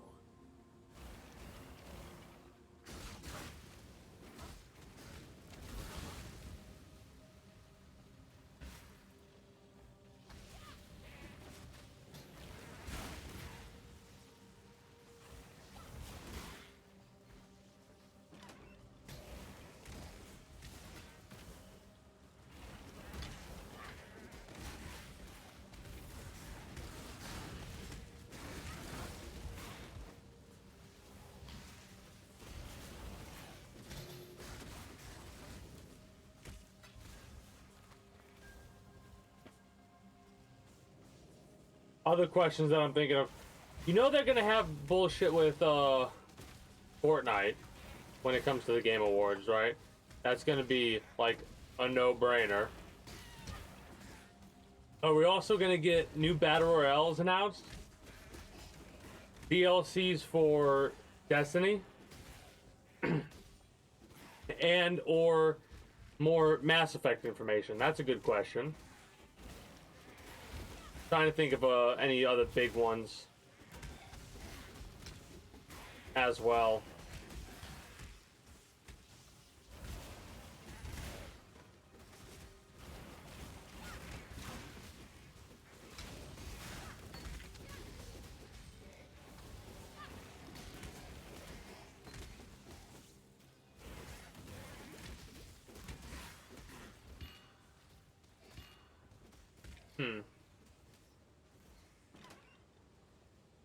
We might get some more information with Max Payne remakes. Or remasters or whatever they're calling them. And here's the thing, even if they call them something, that doesn't necessarily mean they're using that definition of how I perceive them. Because to me, a remake is when they do, like, they take the game and they keep some of the basic principles, but the overall story is relatively the same, just a bit more modernized, I suppose. Kind of like how they did with the Resident Evil remakes and the Dead Space remake, right? Remasters are where they take a game and just improve the graphics of it, pretty much. And what's the third one? Remaster, remake.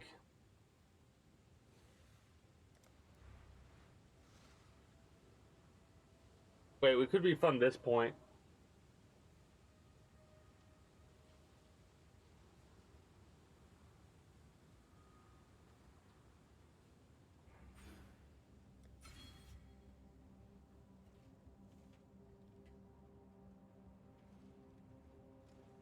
I think we'll focus on minions right now because we have the ability to do so.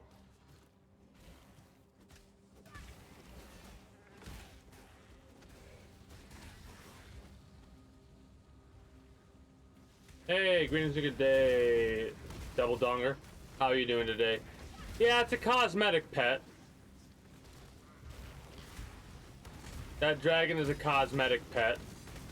I played this game so much at this point to where I can kind of just get a general setup for a build going and then be mindless about shit like I am right now.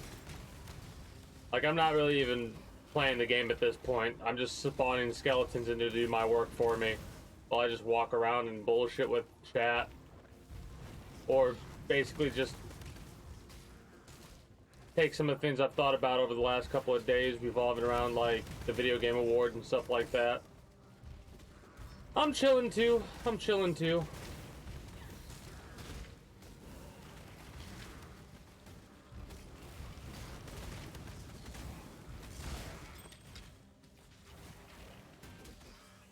But yeah, I'm going over what kind of announcements we're going to get from the Game Awards. Like, are we going to get new Battle Royales? Are we going to get new looter shooters?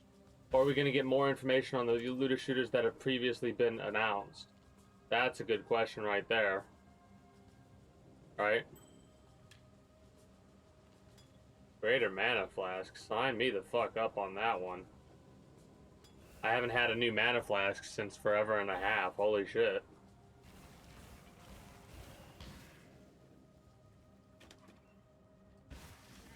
When I'm ready, and not before.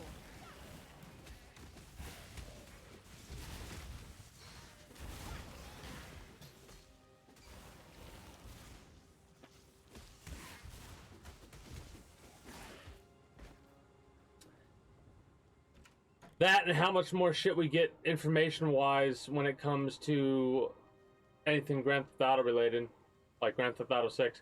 Here's a question. We get any God of War information? When did God of War Ragnarok come out? That makes me a bit curious when God of War Ragnarok came out.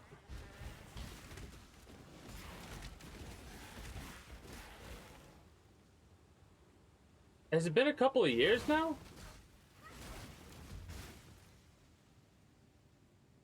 Because we could potentially get... Hold up. Let me look this up.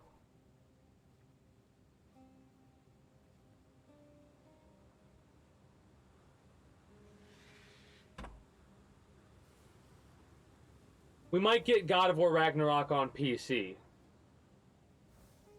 Because it's a year old at this point, so I don't know if we'd get an announcement for another one. We might get another God of War in 4 years or so if they keep up with their release schedule so far. Might take a little bit longer, but if we do get any God of War information, it's going to be God of War Ragnarok for PC, and I will definitely do a playthrough of that because I've pretty much avoided any spoilers. There's a couple of information bits that I got a part of, right? Ones that, like, it sucks knowing them, but you can't really help that. Any other information, though, I probably won't be expecting it.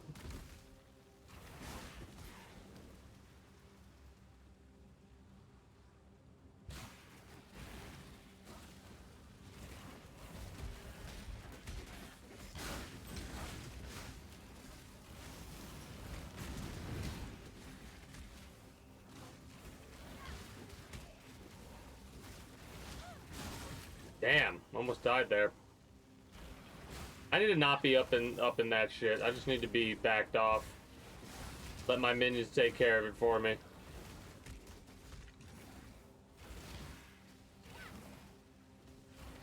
Some of the skeletons get to go do my dirty work.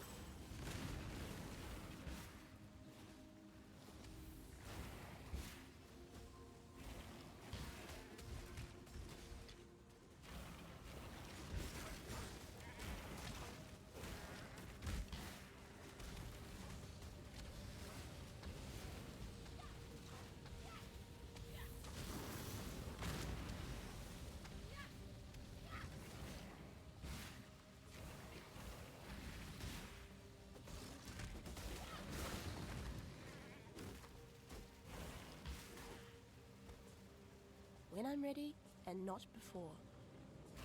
The minions are pretty fun. They really do kind of make it to where you can just bullshit about whatever.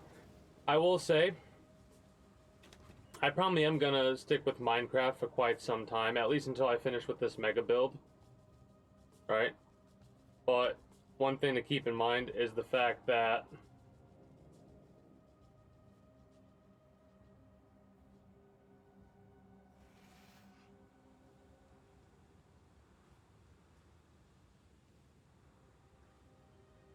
context kind of matters in the situation, Automod. How dumb. How dumb. Also, that does suck that you ordered Chinese food and it wasn't good. The sirens appear to That be dining sucks. well.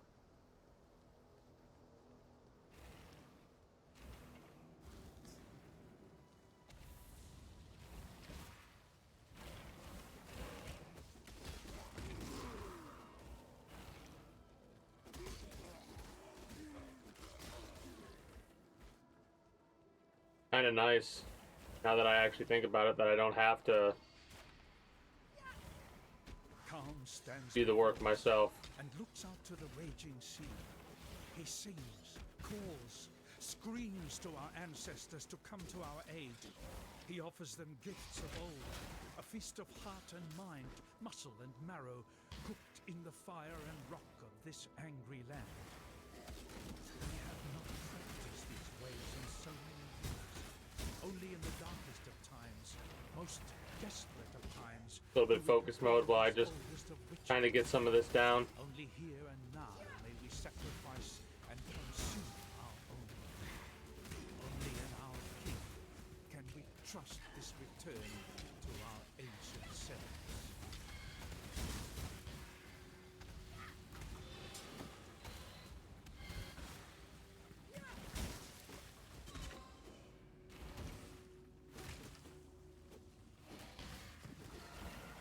Nice.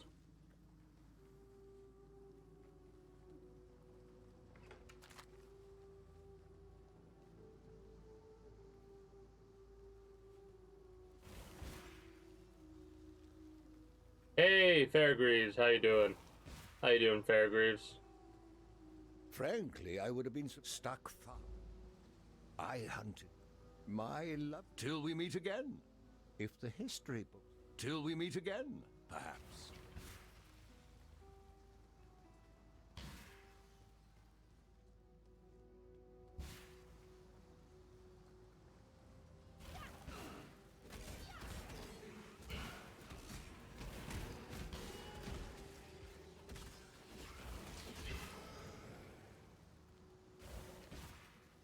When I'm ready and not before. Interesting. Interesting, I like it. My minions are going to be doing so much more damage soon. And I want to make sure I stay as far back as possible. So maybe... Maybe I will go for fireballs.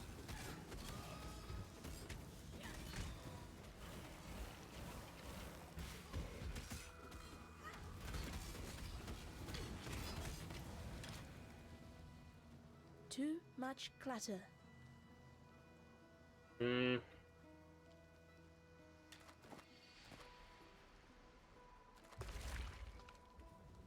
Sell some of this crap. Because I'm really not wanting to keep any of it. If I'm being honest. That would just make life complicated. Still alive, are we? Why would...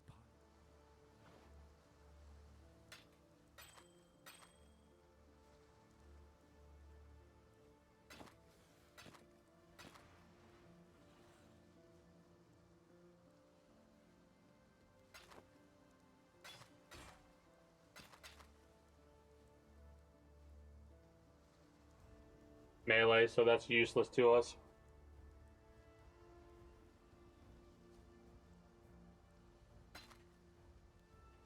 Kinetic Bolt has a use to it.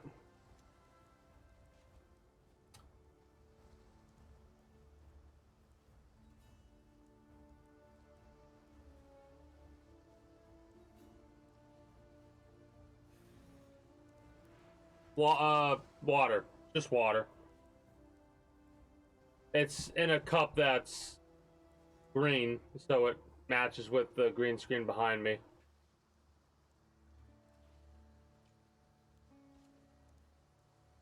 Cappuccino? I might get some tea. I'd have to make a pot, but...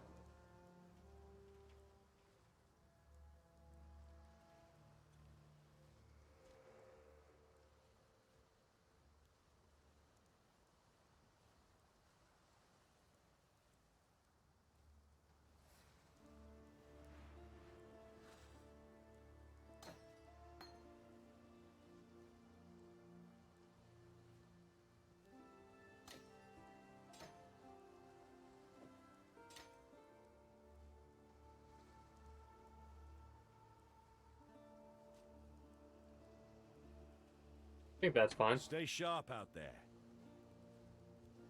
Mervale dwells in the cave. God hasn't abandoned us. Go here.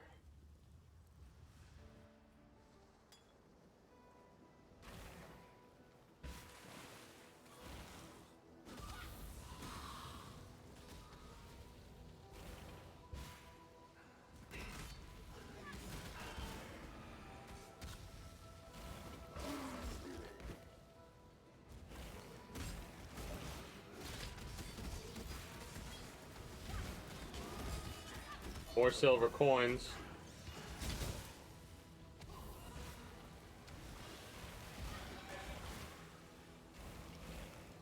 I'm really liking this. Really liking this setup so far. When I'm ready and not before.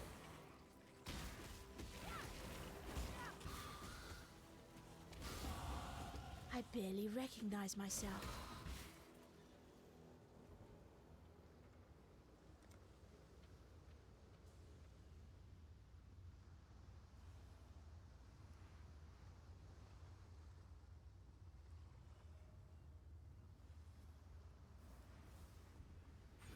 Might as well go for what's going to help us out the most. What do I need for Dex?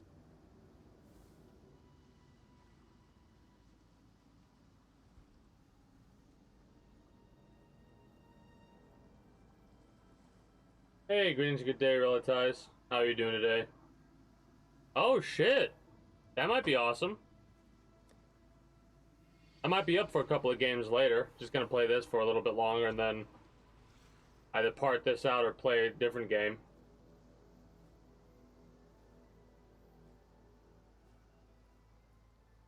Oh hell yeah! I might be up for a couple rounds of Fortnite if that's what you might be alluding to.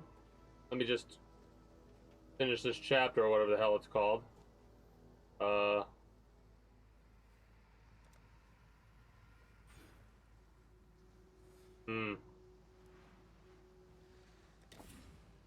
Wait, did it do it? Oh shit.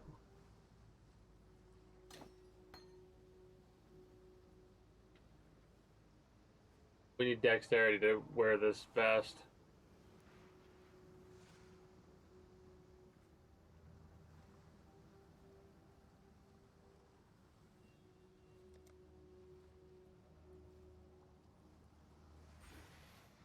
I think it's more worthwhile to actually do this and then get this ability at some point. We could actually. Hold on, hold on.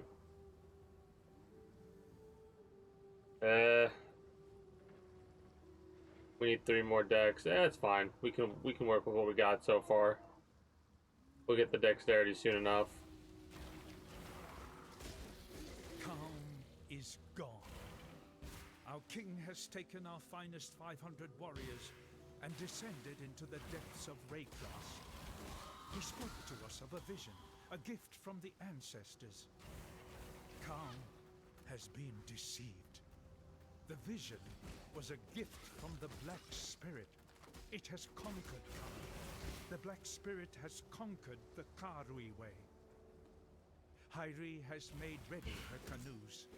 We will take those that are left, 500 forgotten families, and carry them back to their true homes. Back to Ngā Makanui. Khan's promises have led us into nightmare. Hyri will lead us back to the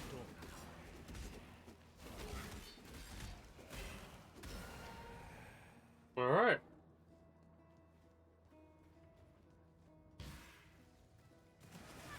When I'm ready and not before. Hey, I hope it's the right account as well. That'd be awesome.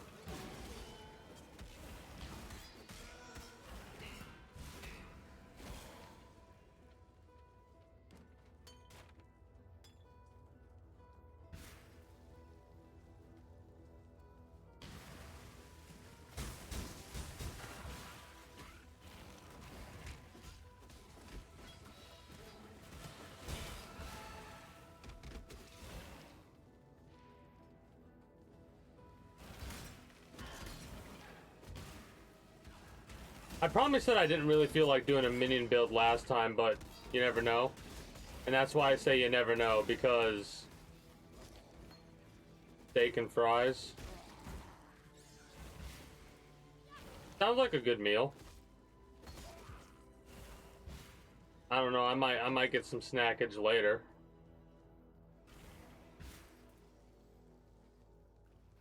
All depends on how I'm feeling.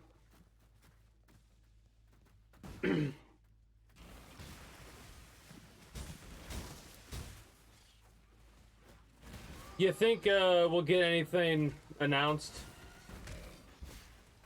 at the Game Awards from Team Ninja? Or are we going to get more information on any of their current projects, do you think, Relatize? Would you even care?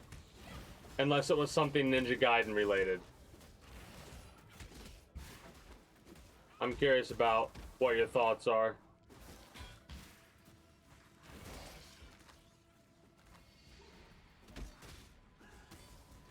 Because for me, I know I'd be pretty excited for anything Metal Gear related. Alright. We'll probably get, like, information on part 2 of the collection.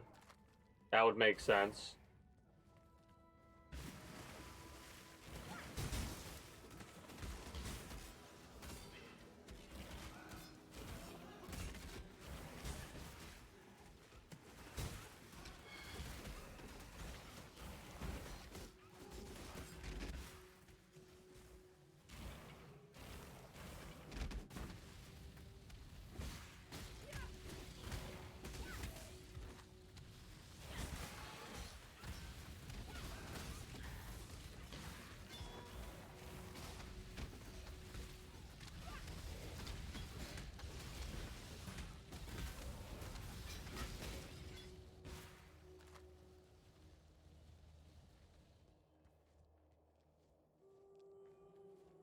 Yeah, the armor is not really something that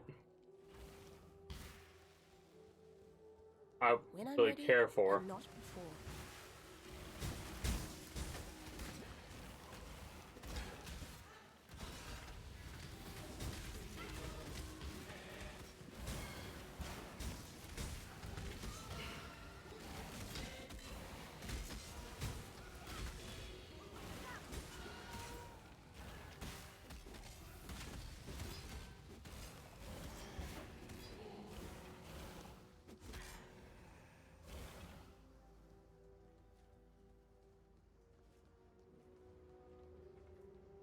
Alright, we gotta get these two from these other locations, so it doesn't really matter where we go. But I kind of like clearing out the area a little bit, or as much as I can before moving forward. Hey, Green is a good day, Redneck. How are you doing today? Not much, just chilling, playing a little bit of Path of Exile's newer season. I'm kind of just fucking around bullshitting about anything that crosses my mind, primarily revolving around, like, what we're gonna see at the Game Awards. Because I was kind of explaining one of the biggest examples of why I don't really give a shit about the rewards themselves. And a lot of that has to do with, well, I do get it. I get it. Why it's a thing. It feels weird that a game that came out this year isn't up there, but a game that is a remake of a game that already came out is up there for Game of the Year. But that's why I don't give a shit about the rewards, and I'm just more excited for whatever they're gonna announce. And I was wondering if they're gonna announce any new Battle Royales. What about Resident Evil games? Are they gonna announce any new Resident Evil games? That'd be interesting. Any information about Final Fantasy? Any information about any looter shooters? That's kind of what I'd really be wanting to know about. Are we gonna get new looter shooters announced? Or are we gonna get more information on ones that were already teased?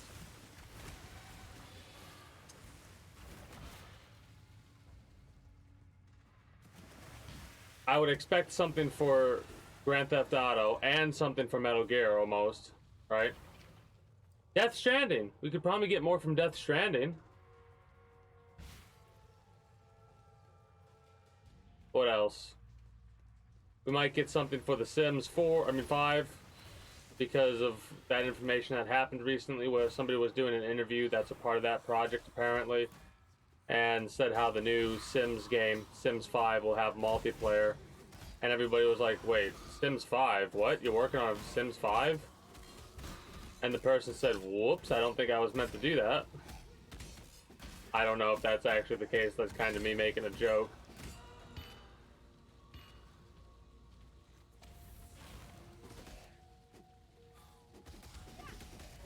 How about all y'all in the chat right now? What would you all like to see announced? Anything XCOM related for me? I'm curious to see if we're gonna get any like official DLC expansions for Elden Ring instead of what we got previously, which was like a multiplayer expansion or something like that, which that's cool, don't get me wrong, but it's not what people wanted. I don't know if we'll ever get it, but Bloodborne 2. That would make the internet nice and explode. You know what I mean? Everybody would be freaking out about that. Because people have been memeing about that game more than they have Grand Theft Auto 6.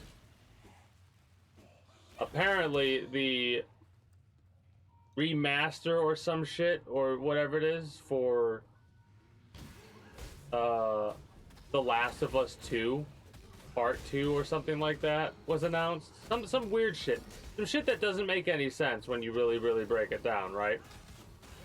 And people were like, Bloodborne fans, when Bloodborne 2 isn't even talked about, or anything Bloodborne related isn't even talked about, and The Last of Us is getting whatever the fuck it's getting when it comes to... I love how I'm just teasing this fucking ghost. Just die already, ghost.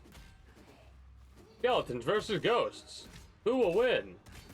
Well, an army of skeletons, because they never end, while the ghosts do. Another level.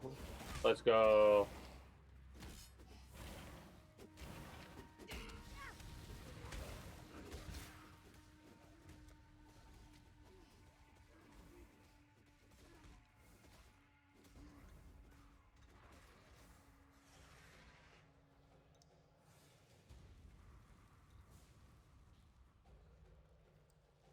Let's get our dexterity bonus. I was gonna be like, all right, do we want to?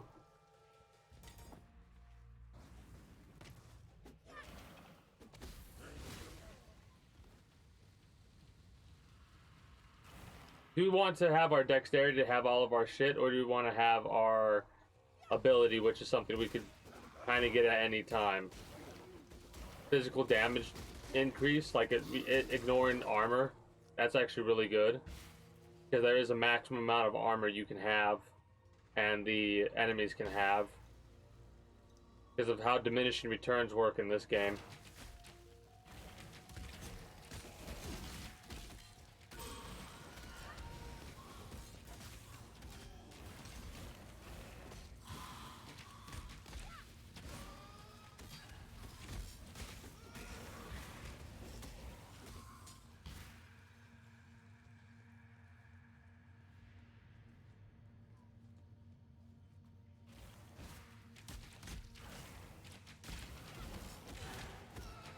But yeah, finished, I don't know who all was here yesterday, but we finished Grand Theft Auto 5 yesterday.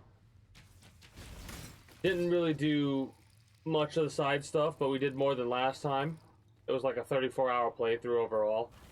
We split yesterday's VOD into 3 parts for YouTube, right? So that VOD's a little bit more manageable than 8 hours straight.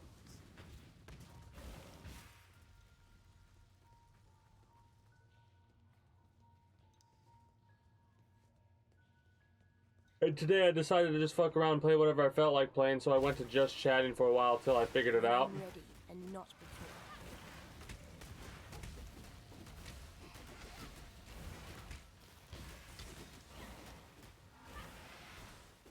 Feel like I'm kind of bullying right now. I kind of felt like I bullied that boss. Very satisfying. Very satisfying feeling though. Bring the offlame to Fairgraves. I'll do it right away, Captain. Captain Fairgraves, I'm on my way. I'm on my way, Captain.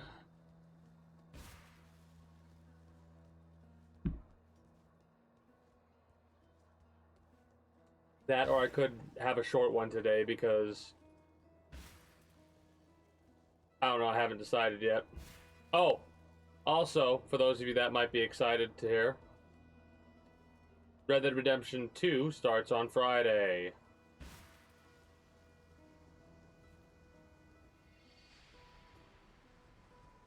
It'll be my first playthrough, and well, there are a couple of story elements that have been spoiled for me. Like with a lot of games that have big moments, right?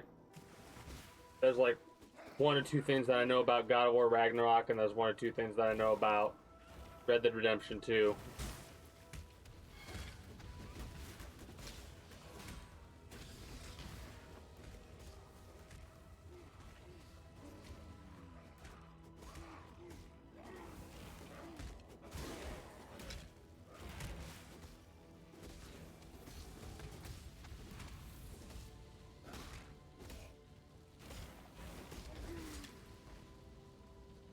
Kind of like the idea of standing still a little bit if I get across an enemy like that and just jumping back whenever they get too close.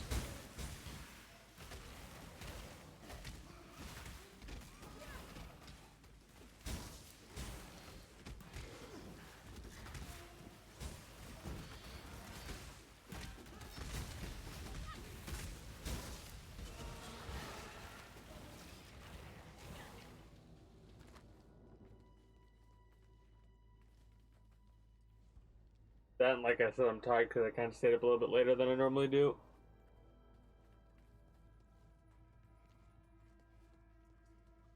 I was having a little bit bout of insomnia. I don't know why. Just couldn't go to sleep. And for whatever reason, my eyes are itchy right now. Like, not itchy as in that, but like allergy itchy.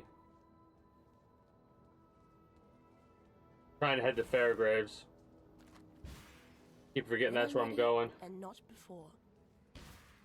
My Allflame, please understand that as a gentleman of honor. It pains me greatly to do this. You're not a gentleman of honor when you're doing some shit like that, in all honesty. My army of skeletons versus your army of skeletons. Were the circumstances reversed, you'll do precisely the same.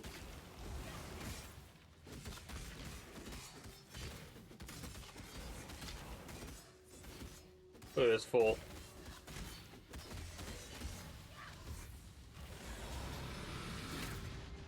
And that's how you die properly, sailor boy. No half measures, thank you.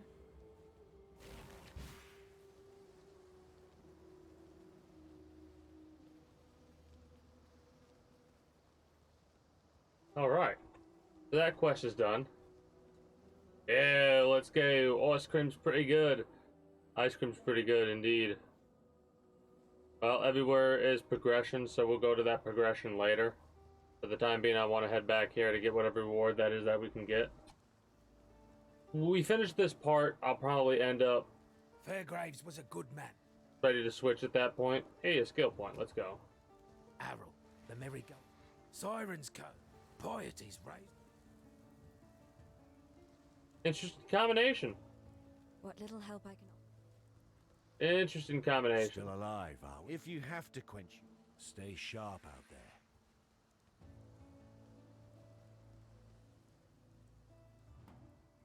Let's perk up as well. Now here's the question, is it more worthwhile to get this ability, or is it more worthwhile to continue heading down here in order to get these abilities? Increase and reductions to minion attack speed also affect you. I don't know if attack speed really matters too much to us, is the thing. Spell, block, and elemental resistances. Holding a staff or shield. We do have a shield, so this might actually be really useful.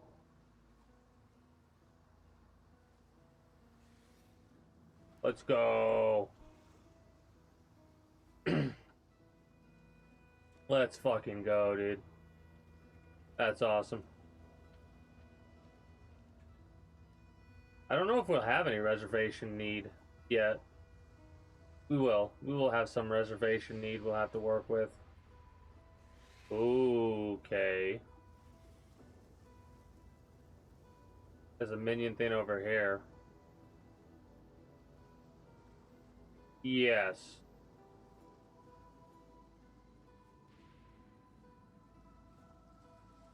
Energy shield might be worthwhile. Maybe a staff we'll use.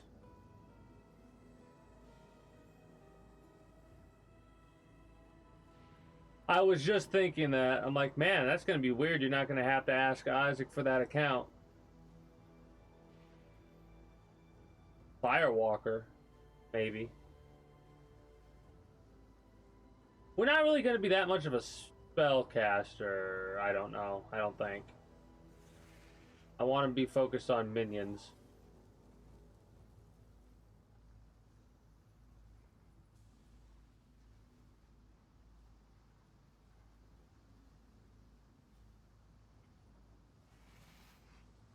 So here's the thing. It's not more efficient to go this way, I don't think. Increased cast. We could get rid of the spell damage and do cast speeds.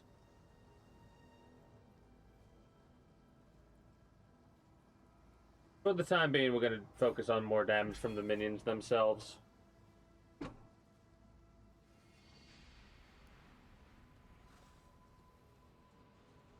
That is pretty cool that you got that account back.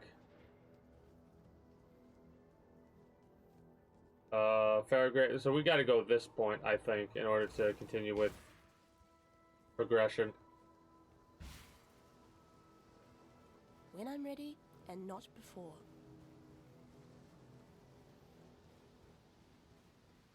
I'm kind of curious about what new information we're going to get for Fortnite. Because, you know, with the Game Awards, they kind of have to, right? Is gone. Yeah, okay, we already saw that, or listened to it. But you're gonna have to have something from Fortnite because it's the Game Awards at this point, right? So the question is, are we gonna get information on new shit coming for a new season or whatever the fuck they're doing? Curious about that. Do we get anything new for Apex Legends, I wonder? Hopefully by then they'll have the shit that they have for Apex Legends. I'll have to do that stupid uninstall, reinstall shit for certain games. Welcome, husband. We knew in our hearts that you would find us. Come, Doresso. Ambrosia and Amarissa must meet their father. Come, my love. Return to your family. Creepy. +1 to the skeletons would actually be really good. Because the efficiency would actually go up by quite a bit, because every time I stop on in these groups like this, I'm losing a little bit of efficiency.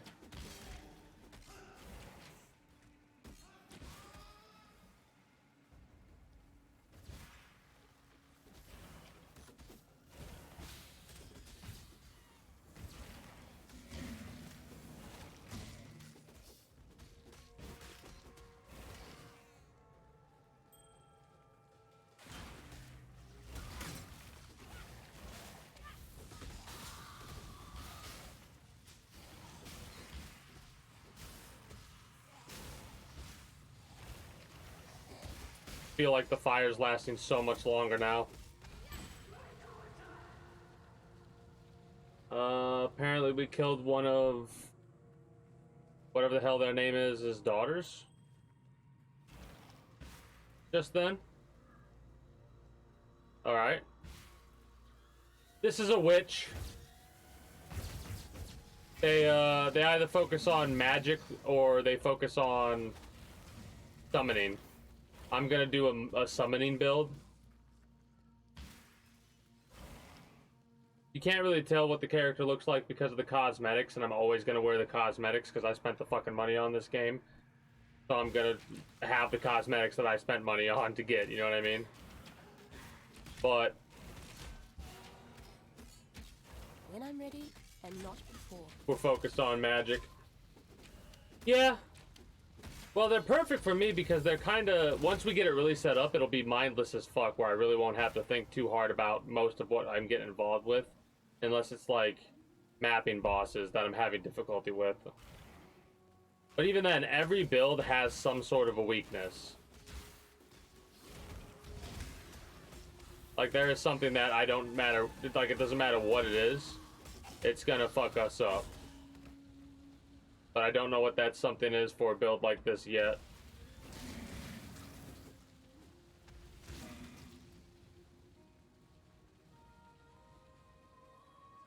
I died a couple times today because I was so used to doing melee strats that I forgot how to play this type of a build. So I basically fed myself to the Doom counter a couple of times there.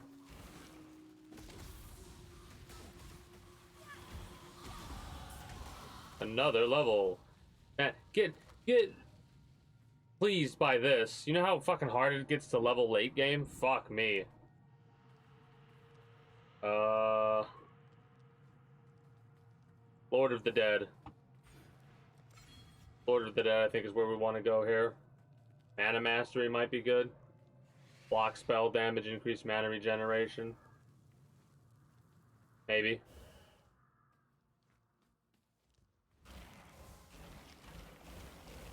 Is that 6 now? Stop moving! Stop moving! That's 6 now.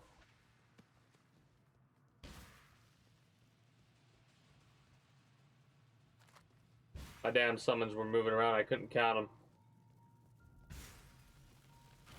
Yeah, true, AoE builds. Well, that's the thing. This isn't really too big of a PvP game. At least not when it comes to what is the primary focus or what this game is known for. Right? This is more of a PvE type thing, and you can have up to like 6 other people in a squad or a group or whatever, and just go around and play it that way. The AoE you have to worry about is from like bosses and shit like that. But even then, I kind of have other stuff like my wall of fire right there for in case I ever do get into a situation where I gotta worry about these jackasses.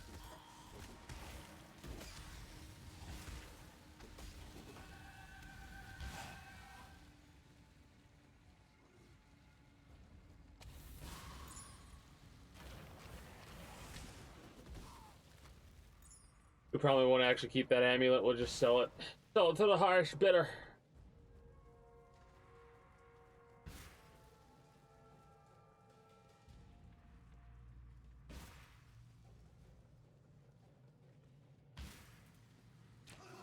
When I'm ready, and not before. My previous builds were Harrowing Warrior. I don't know exactly what the class was, but they basically thrive off of utilizing melee stuff. So a two-handed cyclone build. I've done 2 of those. I started to do a ranger build, but never followed through with it. And now I'm doing a mage build, but I might not be following through with it exactly. We'll see though how far I get. Well, it's basically combination damage because it's this wall of fire, the flame wall, which lasts for half a second. No, cast time's half a second. You see that little A right there, right? That little N right there. That kind of shows you what it's bouncing off of. Why wasn't that there? That's more damage that I'm missing out on. Anyways, if you have something like this, animate weapon.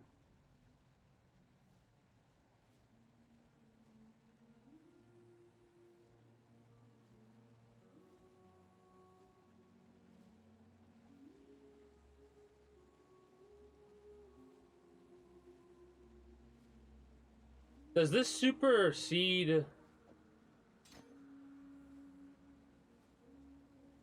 Hold up.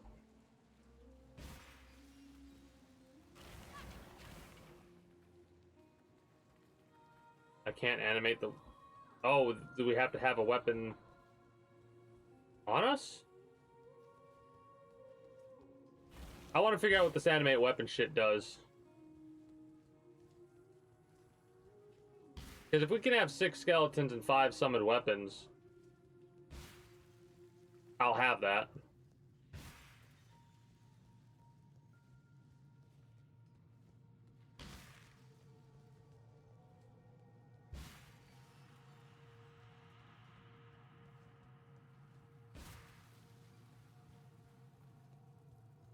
But yeah, some things do more damage at certain points than others. Like the fire seems like it's doing a lot of damage because these are basic ass enemies.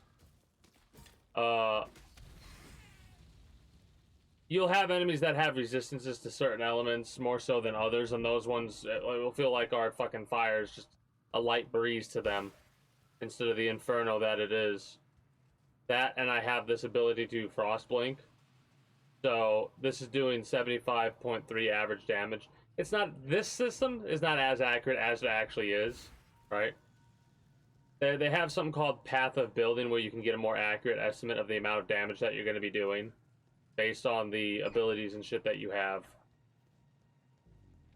Alright, I'm going to have to step away here. Let me get to the next area, or almost get to the next area. And hopefully I'll be fine.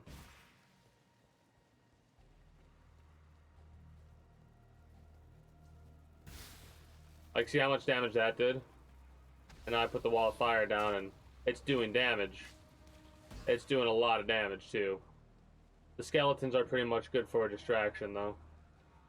Alright, I'm gonna sit in this corner and be right back. Ugh.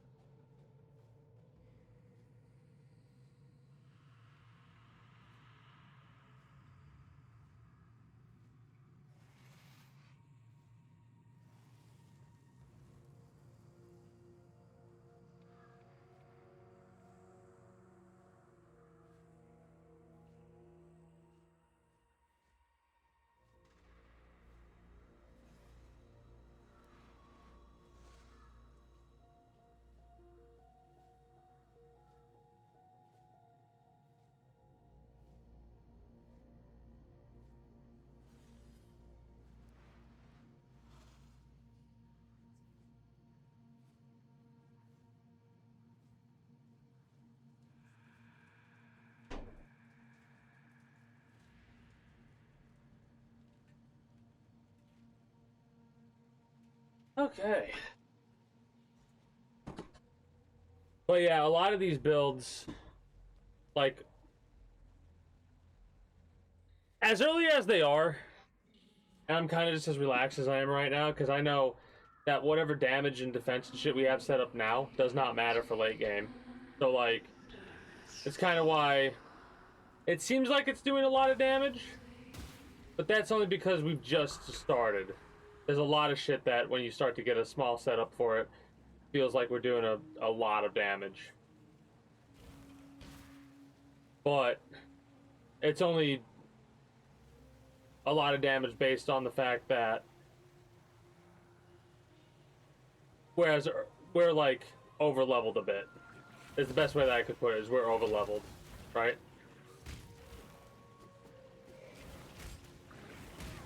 Oh, those things are killing themselves. That's why they're dying. I'm like, what? Why are they dying so fast? Because they're kamikazing.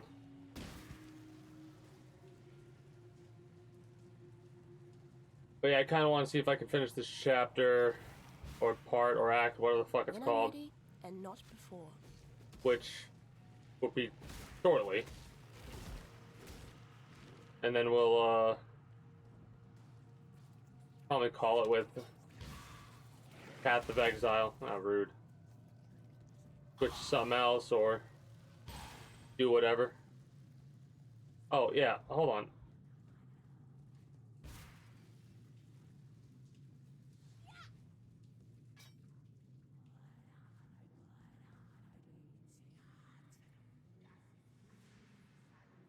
Can I not do that because we need 30 decks to wield it and it won't animate the sword?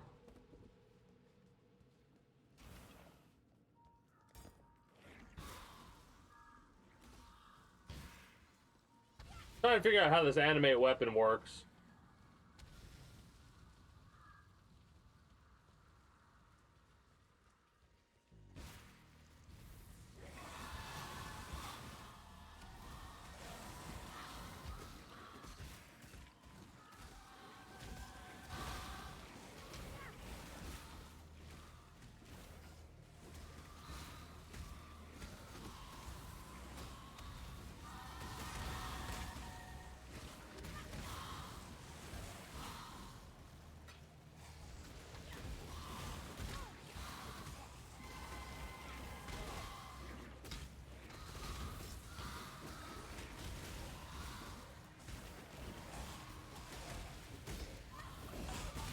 Everything dies. All right. That was a little bit more focused up. We had to actually pull out a little bit more of the stops than normal.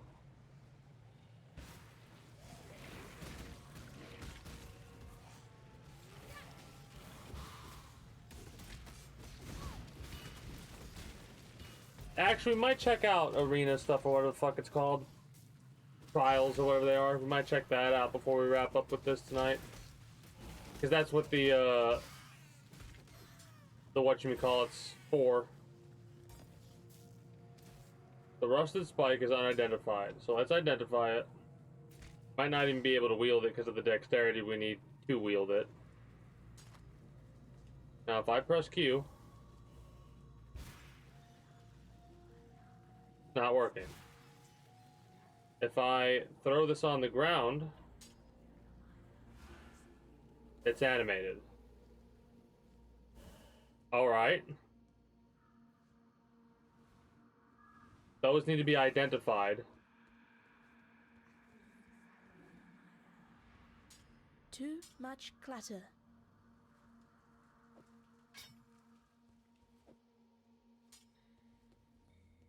So,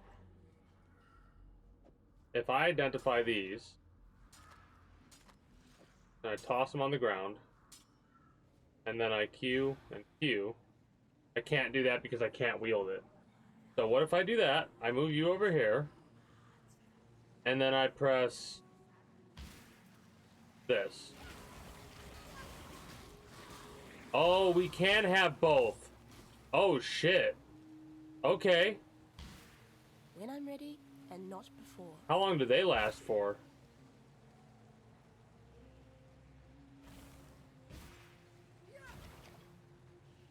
That's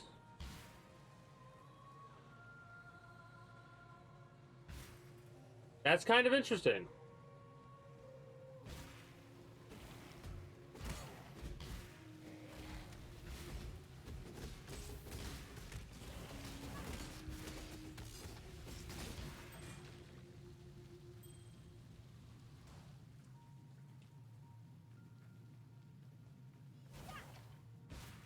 So it looks like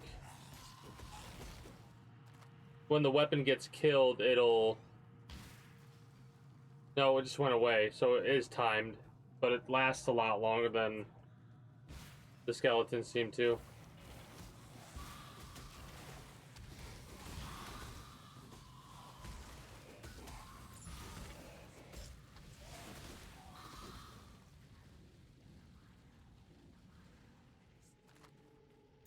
More intelligence is always good when it comes to a mage build.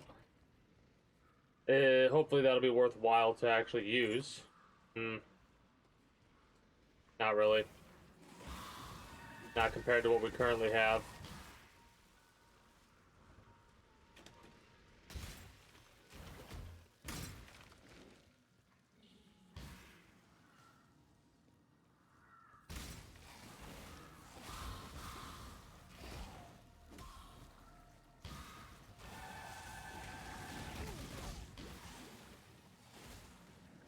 Eh. Not necessarily.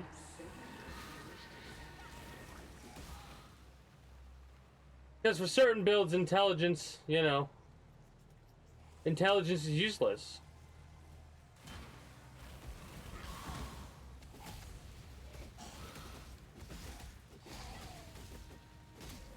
Like the car we build, you want strength over strength and dex over int. I think the highest my int got was like 100 or something like that on that build compared to... I could actually go to that build and look at it before we wrap up. Maybe I'll do that off stream. Like, not off stream, but off the record, in quotation marks. So after we end today's part.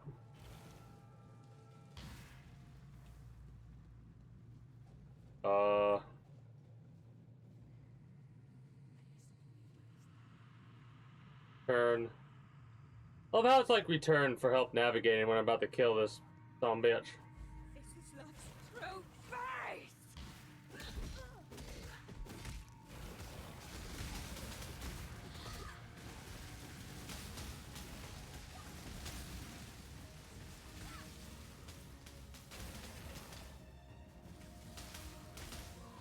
Minions might be a bit difficult to use here.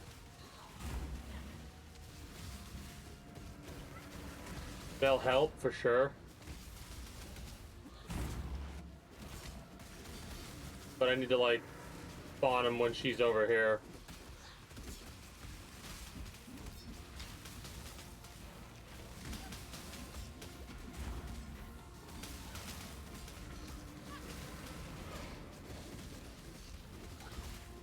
Alright, stage 1's done. Next. When I'm ready, and not before.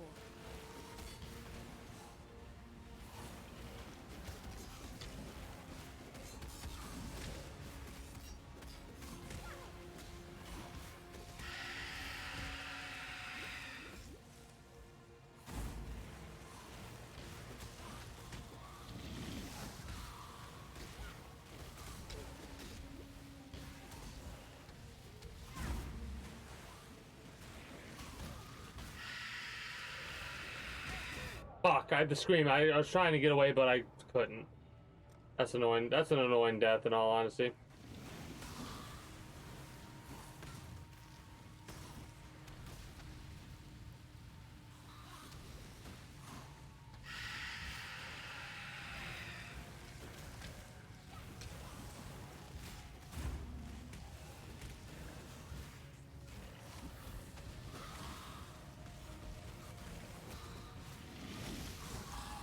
Got him. Poor fishwife. 'Twas love that did this to you. Now that's interesting. So we could hold on to weapons and reanimate them. That's kind of cool.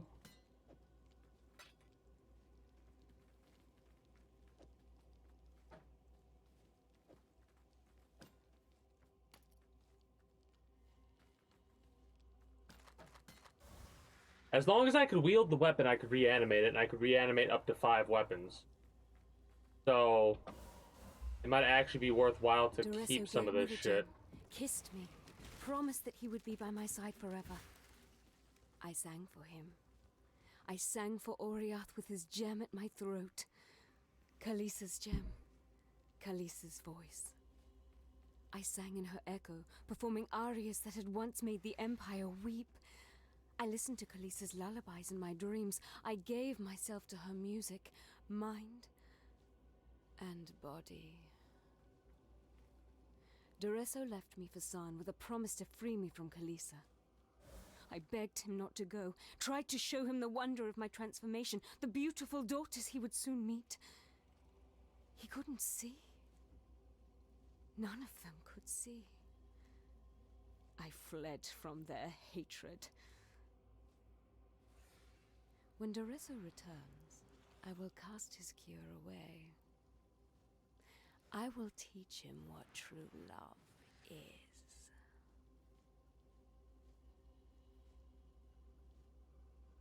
The lore of this game is pretty fucking fucked up when you start breaking down and discovering the truth of like what has happened to certain characters. It's like, damn. It's All right. nice to see there's still some So we're on life in this twitching corpse of a continent. Act 2, so we need to go all the way over here. Turn these back in. It'll be a while before we need to come back here to talk to all these individuals, make sure we've, you know, gone through their dialogue. What do we want? No. Scorching Ray. It's a ooh.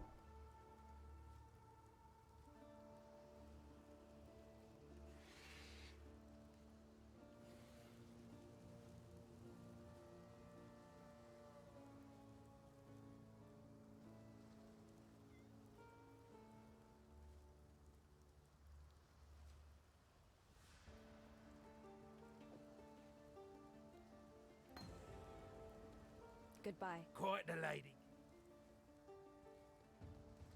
Damn me. Farewell. Welcome.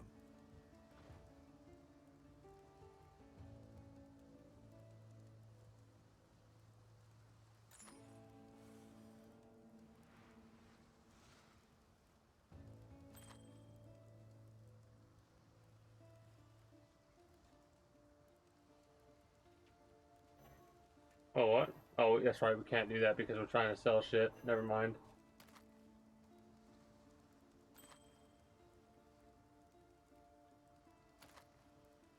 Keep the weapons.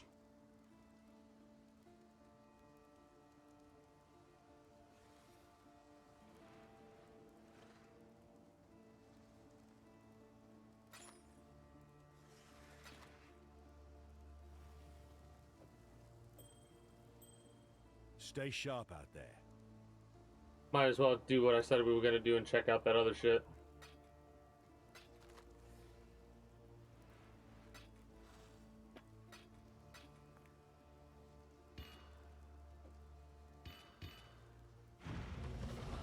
Oh, it didn't use any of the coinage. That's kind of crazy. Oh, that also needs to go over here. Then we'll put this over here. What do we have ability-wise? Fireball? We're not really using Fireball, so let's replace Fireball with Scorching Ray in that case.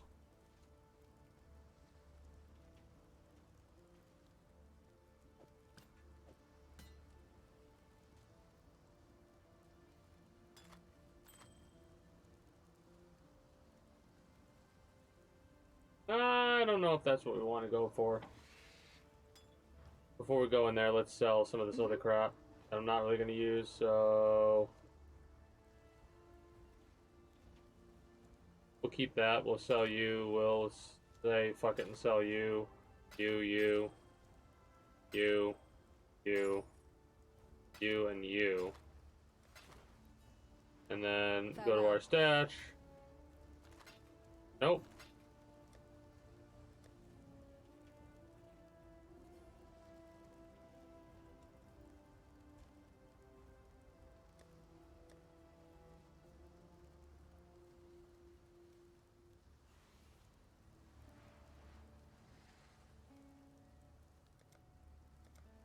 There we go.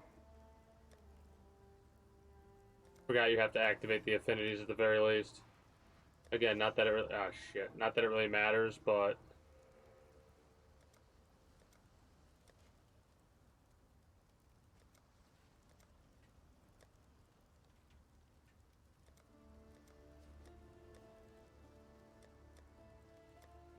Forgot about the affinities. Whatever, not a big deal.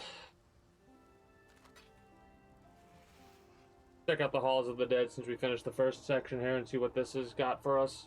We have 10 coins, so I might as well spend some of them to see just what this new content has to offer. And then after we check this out for a little while, we'll probably switch on over to War Thunder or something like that. I don't know. That or dive out into Fortnite or whatever.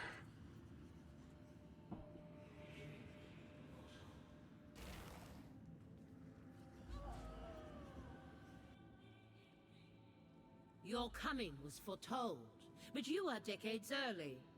How odd.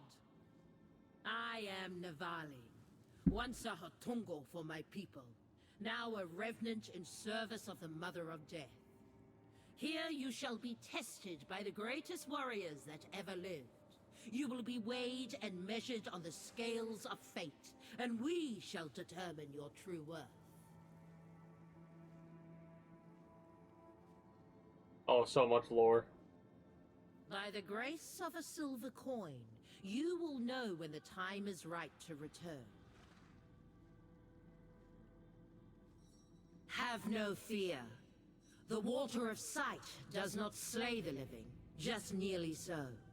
You may resume your mortal life such as it is, once you return your spirit to your body.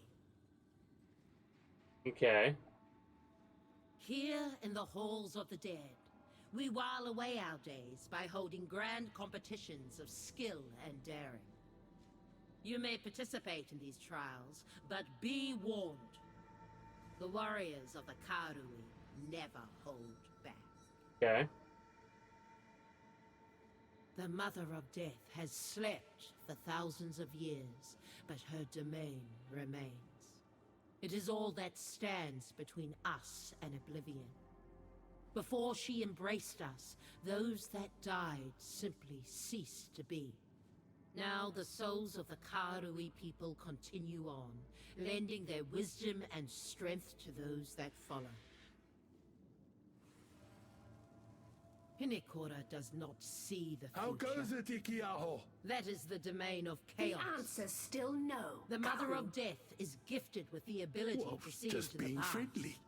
Not very clearly, but far deeper into the murk than mortals can comprehend. Before Rayclast, before the lake, before the primordial molten world, before the stars themselves. Time circled upon itself into infinity. She sees not what you will do, only what you did, and what you shall do again. Probably. Thousands of years ago, Hinekora foresaw the coming time of emptiness, the slumber of the gods, and built her domain to function while she lay dreaming.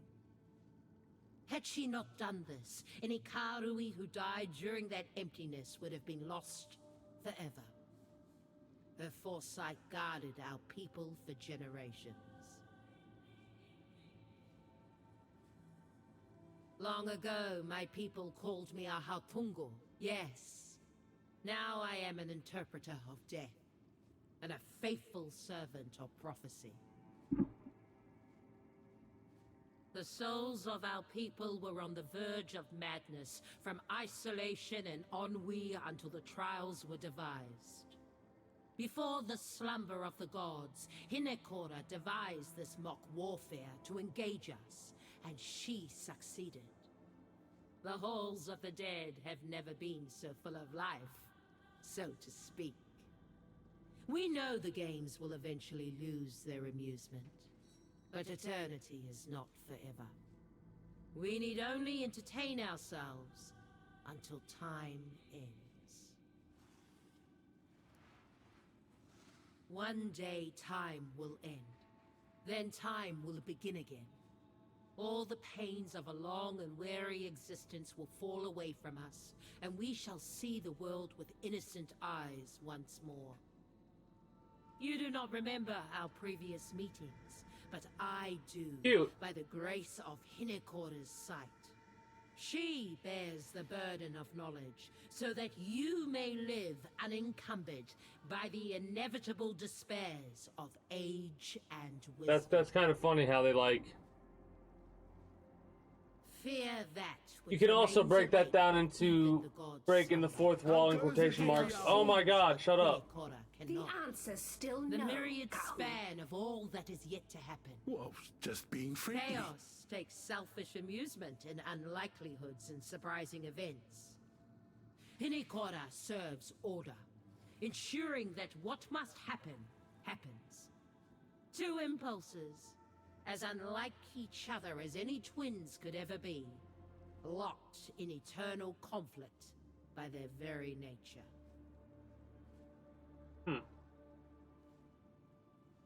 The Mother of Death has pledged herself to a higher impulse. She seeks to perpetuate order by ensuring her forcing prophecies come to pass. There are only 12 futures in which Ray-class survives the coming darkness. All 12 involve the arrival of someone like yourself to this place. She foretold it, and you have found your way to us. That is a good sign that we are on one of the right paths. For now. Like I said, I like how the lore of this game's written. Not gonna sell shit to you yet. Alright. Dash hair, you. Who are you? Well met. Tarfor is the son of the forest, and its father. His alone is the perspective of the ages, of centuries of life, growth, death, and decay.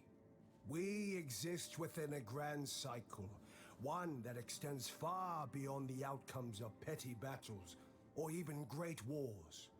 Tarfor stands apart from all of this, aiming not for any grand goal, but simply to teach. That is why he gifted us with the ability to dream, so that we may see beyond ourselves. Inner peace can only be attained by accepting that life and death are inevitable. You, young one, do you wish to waste away your time fighting here in the halls of the dead? Or do you want to live what time you have left to the fullest? Only you know the answer. You must be wondering how an old man comes to find himself among these honored warriors. I practiced a very different type of combat. One that operated in ways that we Kardui normally disdain. Combat of the I was words. a diplomat, a peacemaker, and an ambassador. In contrast to the warriors around me, I brought unmatched prosperity to my tribe, not by raiding or conquest, but through cooperation.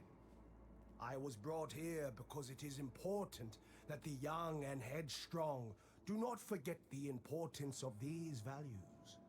That, and I can crack a skull or two with my cane. So listen when I speak, child, or you'll get a tap.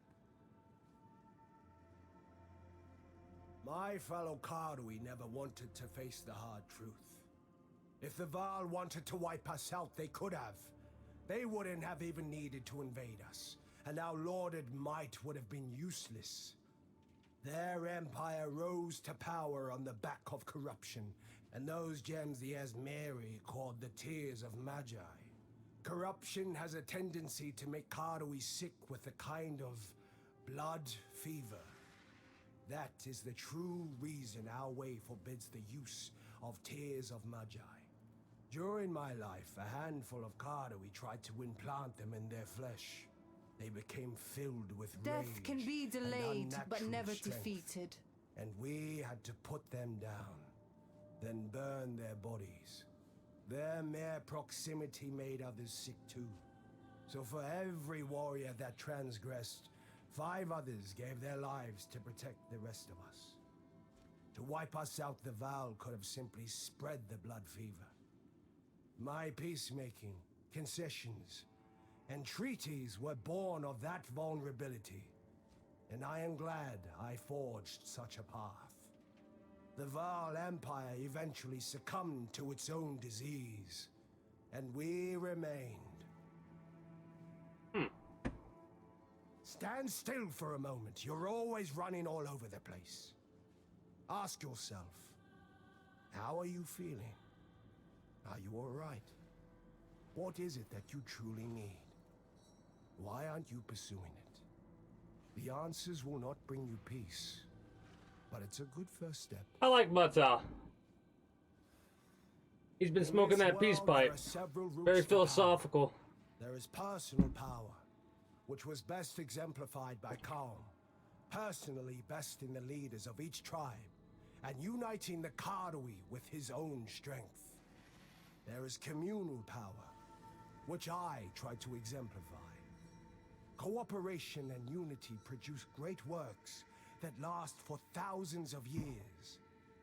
Then there is faith, which we have yet to fully understand. Somehow, in a bygone era, it turned exceptional men and women into divine beings.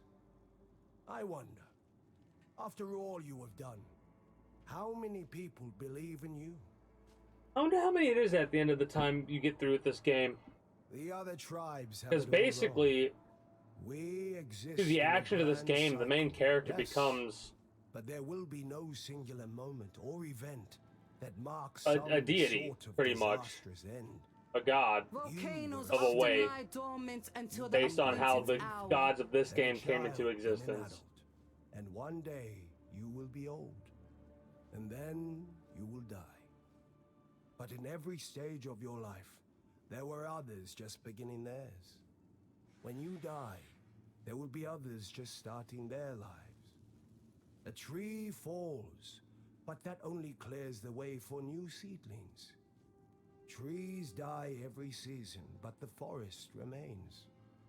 So it is with the Kardawi, and indeed all peoples. So it is with the world itself. Nothing ever ends. The perspective of existence just shifts. I find it hilarious about the shit that I've been talking about over the last couple of days, and then I get into this shit, and this dude is just Tar 4 tribe philosophical. found its unique perspective in the ancient days. The forest depends upon the light given by Damako. It also depends upon the rains brought by Valako, and the coolness brought by Rongokurai. At night, we hunted by the light given by Lanihua, and then Arohongui. What time is it? As you can see, right from the start, we realize that our existence is inextricably linked with all life, and theirs is linked with ours. Some tribes are too blind or arrogant to see this connection, and we try to pull them back from their excesses so that we may all thrive. While I greatly enjoy advising generations of Kardawi that come to us for wisdom, I do wonder if the halls of the dead are a good idea in and of themselves. Inikora brings our souls here after we die. But where do the souls of other peoples go? Where would we have gone? We assume the alternative is oblivion, but nobody knows for certain. These unanswerable questions plague me at night when I am trying to sleep. Alone among the warriors here, I lived my full life and died of old age. I consider it a mark, not of cowardice, but of a master strategist. Each day we grow. Never defeated. Never forget that tomorrow is another day. Go well.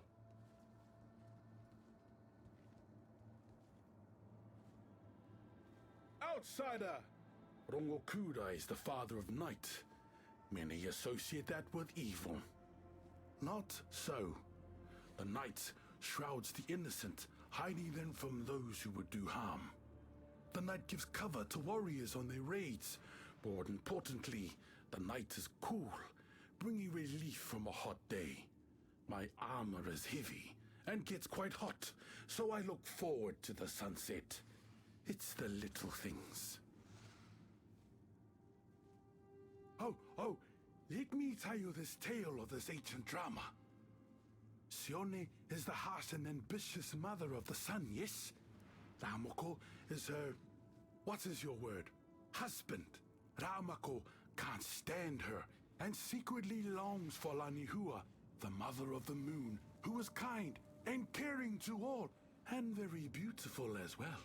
Ramako goes to our father of night, Rongokurai, and asks for the cover of darkness to secretly visit Lanihua without his wife knowing. Poor Rongo, being a good brother obliges. Ramako visits Lanihua many times until, as happens with such things, Arahongui is born. Sione becomes furious, as you can imagine. The sun becomes so bright, fire scorches the world. My tribe survives that fire easily because we tend to live in caves. But Lanihua, being a natural healer, steps in to preserve the rest of the Karui. Sione goes to war against her, and she and Lanihua have been fighting ever since. Now Ramoko lives alone in his golden palace, and Arahongui tends wounded souls in the silver palace of the moon, taking care of it in her mother's absence. The most absurd part? Ramoko claims it wasn't him. He calls his brother a liar. And now Ramoko and Rongo don't speak. The I hope day you're having a and good the time, night my are friend. forever avoiding each other because the father of the sun couldn't keep his belt tied on.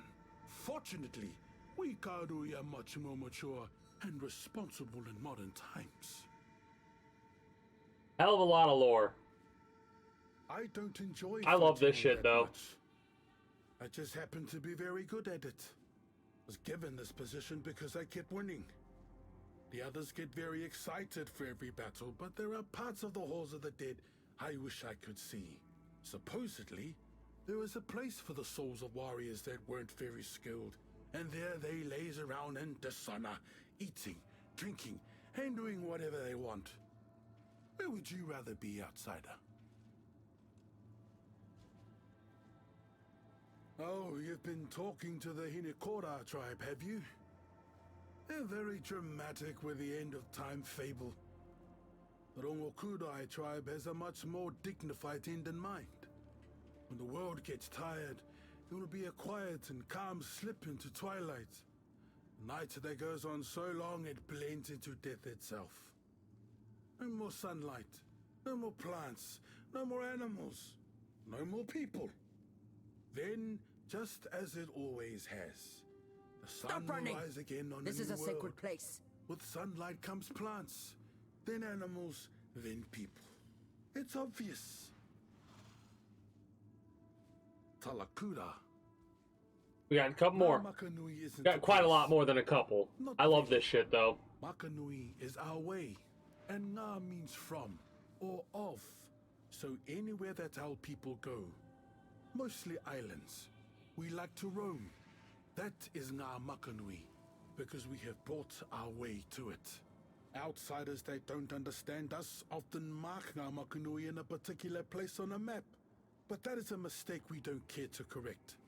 It is better that the Val don't know where we are. Speaking of the Val, I haven't heard anything about them in a long time. I wonder how they're doing these days. So it is kind of funny to hear them talk about this stuff because some of them come from very different times, apparently. The Val are dead. All of them? There was such a massive empire in my time. That's unsettling. Well, at least our friends the Asmeri can move on down from the mountains. Who's gonna tell them? And set up an I gotta empire tell them. of their own. Ooh, I gotta tell them. Oh, the Asmeri did set up an empire. And they died too? What's going on up there? I suppose that golden coat they banished to Arius is going to take over the world now. Who's gonna tell him? Who's gonna tell him? Don't you know it's rude to ask a man about his death?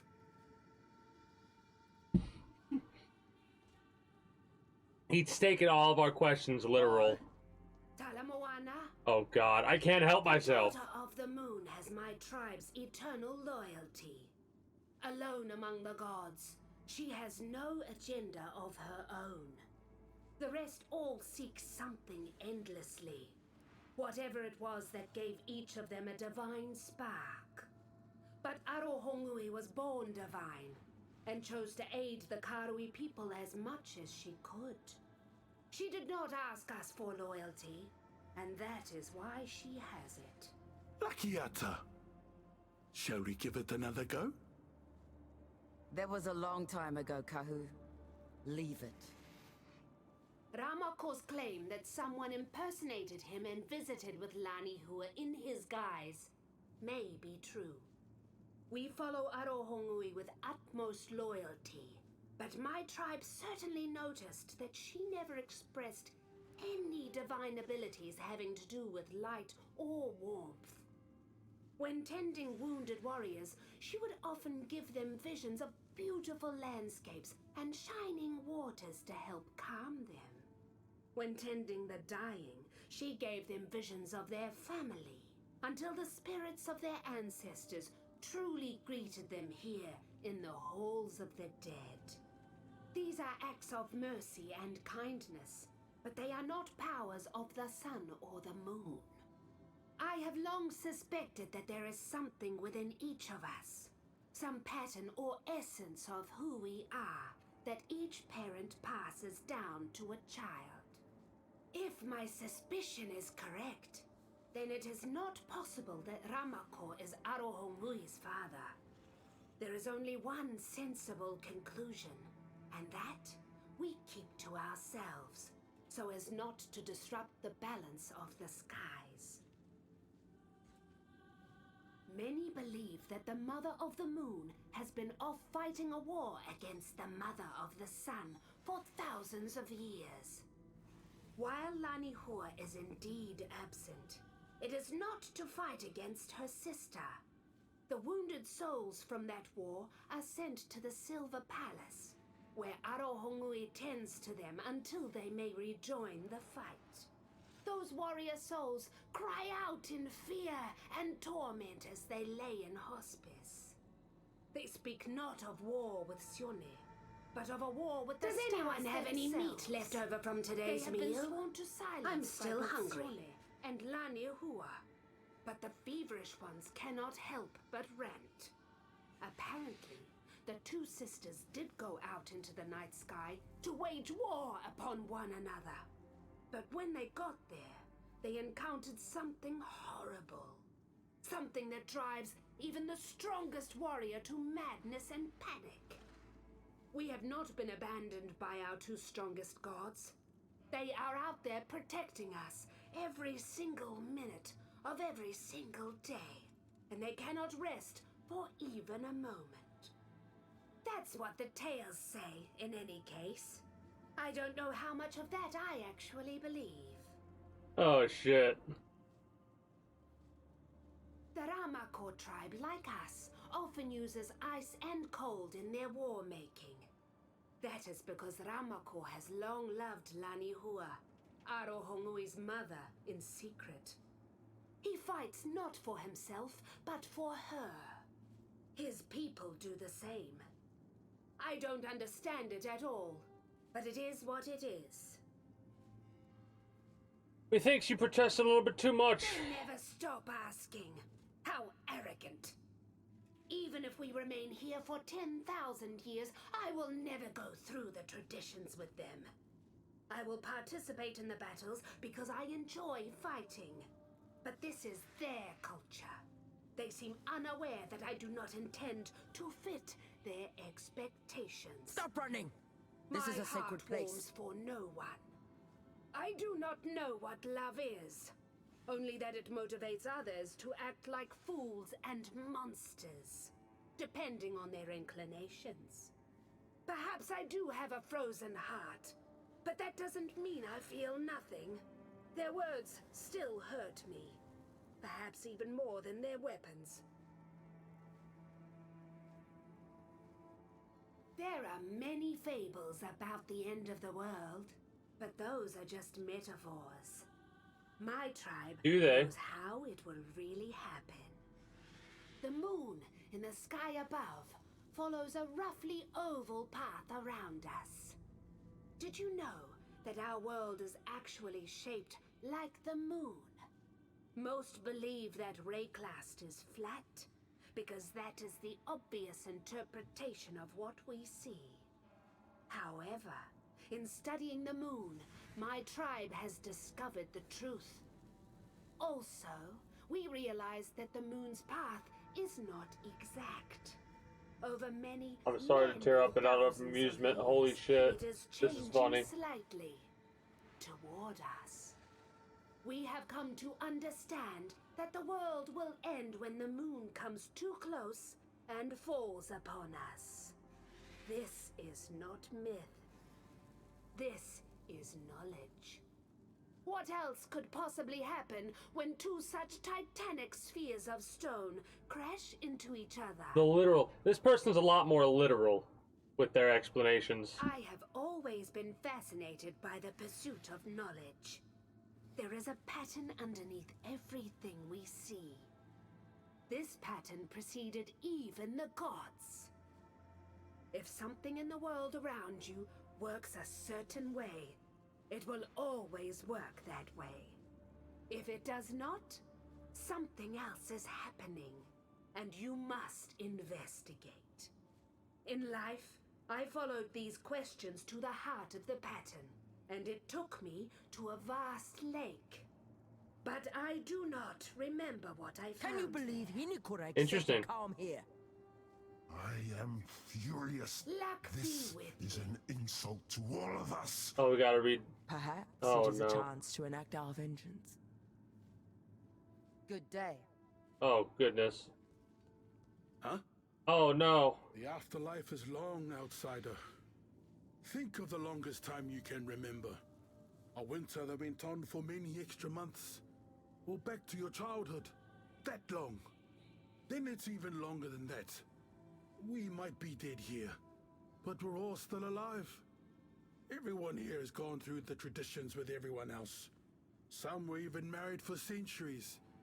Eventually, though, time has a way of wearing everything away. You think you found your partner for eternity. Then 100 years later, you find the same thing with someone else. But not Ikiaho. Never Ikiaho. She turns down everyone, even me, and quite publicly. She has been alone all this time. Why? So many characters. I'm just having a blast listening to the lore. Not even actually taking in what this is, though. They were in search of an ancient and powerful weapon from our myths. But we only had a How are you single doing piece of today, it. Coco? Our chieftain Same was as felled in a every sleep. other day down My here. father was as well. So, good then. So, I took up his Actually, weapons, yes. and I went about the work that needed to be done. Once they were dead, knowing that more would come if we had what they wanted, I entrusted Tesalio with our piece of that fabled spear. My tribe tried to put me in charge after that, but I refused the mantle. I just did what I thought was right, and they followed. Although, there was something to the myth of that spear's power. In the few moments I held just a piece of it, my hand was permanently scarred. As if I'd been burned by unseen and unfelt heat. Even in my earliest memories, I was training for battle. I do enjoy fighting, but not the way others around me did. To them, it was a savage contest of dominance and manhood. To me, there was an elegance to warfare. It had an ebb and flow, like the tide. The chipmunk chits It was a kind of ceaselessly dance. when it has an acorn. When they say I have an unconventional fighting style, it is because they do not realize that I am not fighting. I am dancing. I may feel the bite of an axe at any moment, so why not enjoy each sweep and each slash? They have their way. What I have, I call the flow. Tesalio has never spoken to me directly. I think I hear his influence in the waves, and the wind over the ocean. I found a ring on the shore one day, bearing his graven pattern. It had washed up from the ocean, and I still believe it was a gift from him. It had a great power within it, but I never used it. I didn't need to. There were no problems I could not face with my own strength and cunning. Hello. She's stronger than she knows. She doesn't need me to fight battles on her behalf, nor would she want me to. When I first arrived here, many of the other chieftains were hostile, and the most traditional among them outright rejected me. It was she who vouched for me. The opportunity to fight allowed me to prove myself, as I knew I could.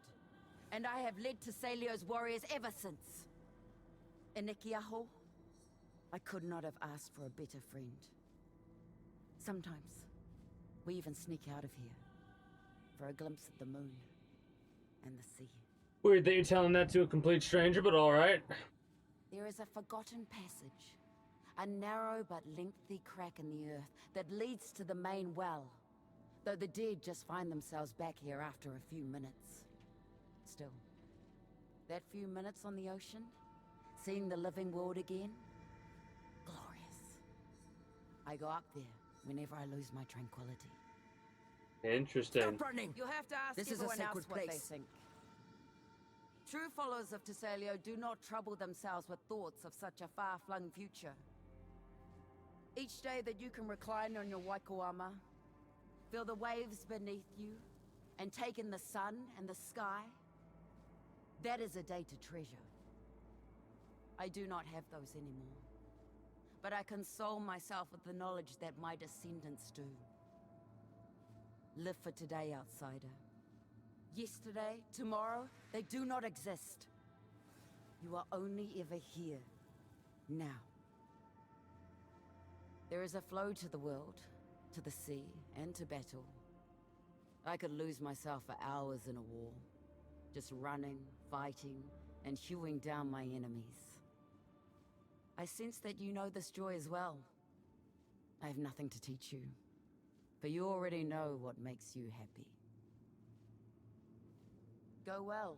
We've got how many more? We meet once more. 4 more to do, looks like.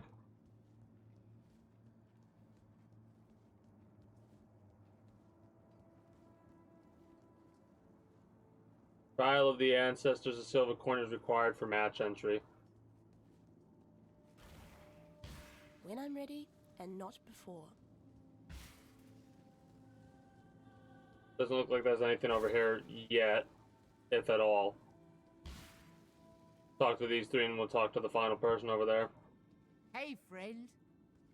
And the funny part is we'll probably have more conversation with other people, The but ancient whatever. kavukai against the use of projectile weapons is not a rule that applies to us. It was a matter of pride for those tribes that lauded brutish men with large axes.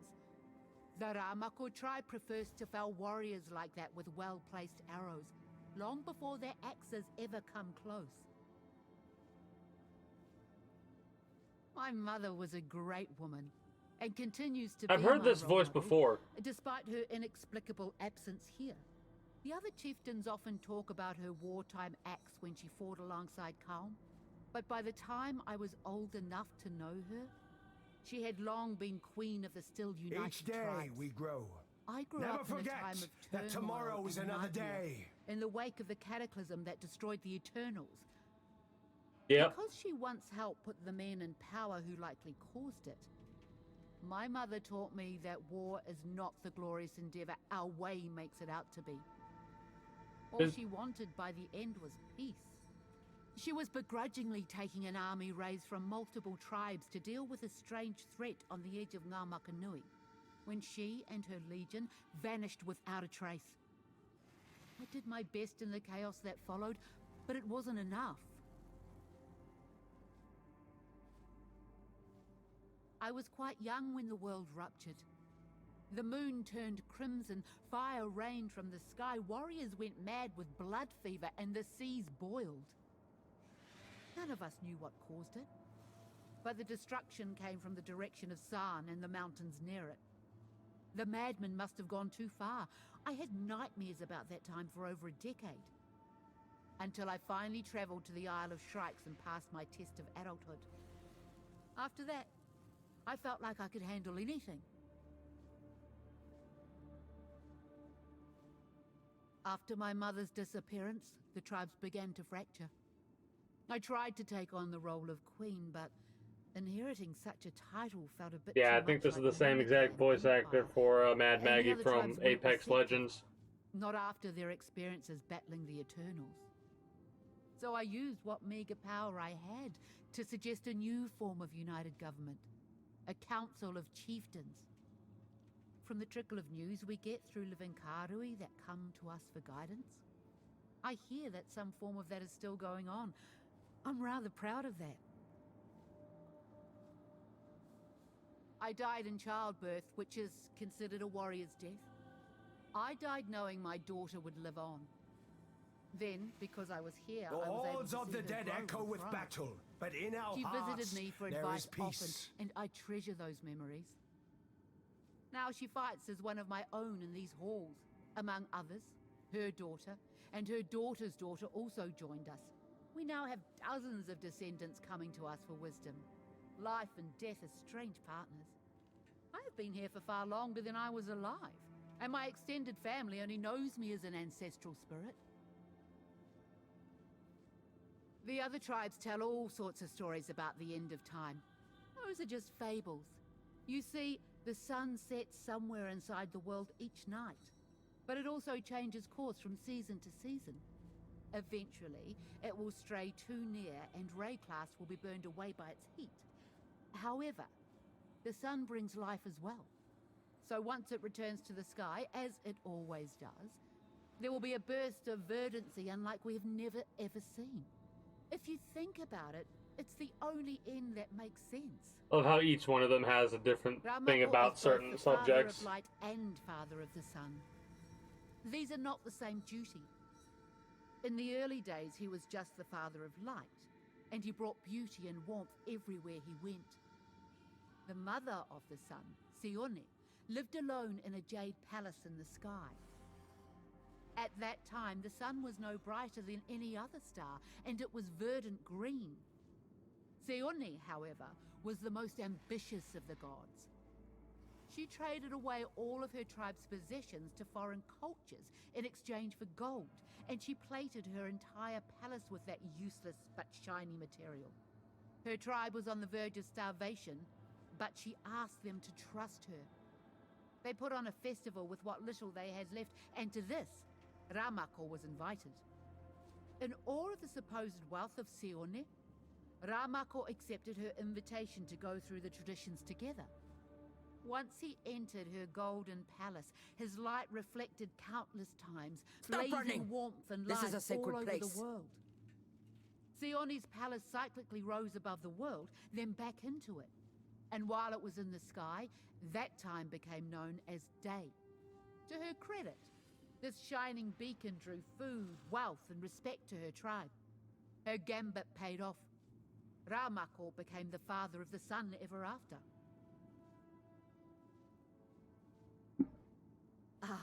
Ramako's brother. During the traditions, when Ramako first joined with Sione, Rongo Kurai came to the feast at her palace. This confused the people and the animals, as the sky became dark at strange times when Rongo Kurai's darkness dimmed the reflecting light of her golden walls. This greatly irritated Sione. There was nothing she could do. He was family. Her own sister often caused such disruptions already when that silver palace neared hers. And now Ramoko's brother would interfere as well. She resolved to hold family gatherings as little as possible. And that is why eclipses only happen every few years. The two sisters put aside their eternal war for a brief time to satisfy their traditional familial obligations. Even the gods must follow the way. It's funny because all this really is just a fucking war dump. Yes. Ramako was And I'm so impersonated by pleased. someone who visited Lanihua, the mother of the moon, in his guise. My ancestors suspected the truth of this immediately. Arohongui had a very strange inheritance, with abilities prone to darkness and illusions, quite unlike Ramoko's golden strength and honesty.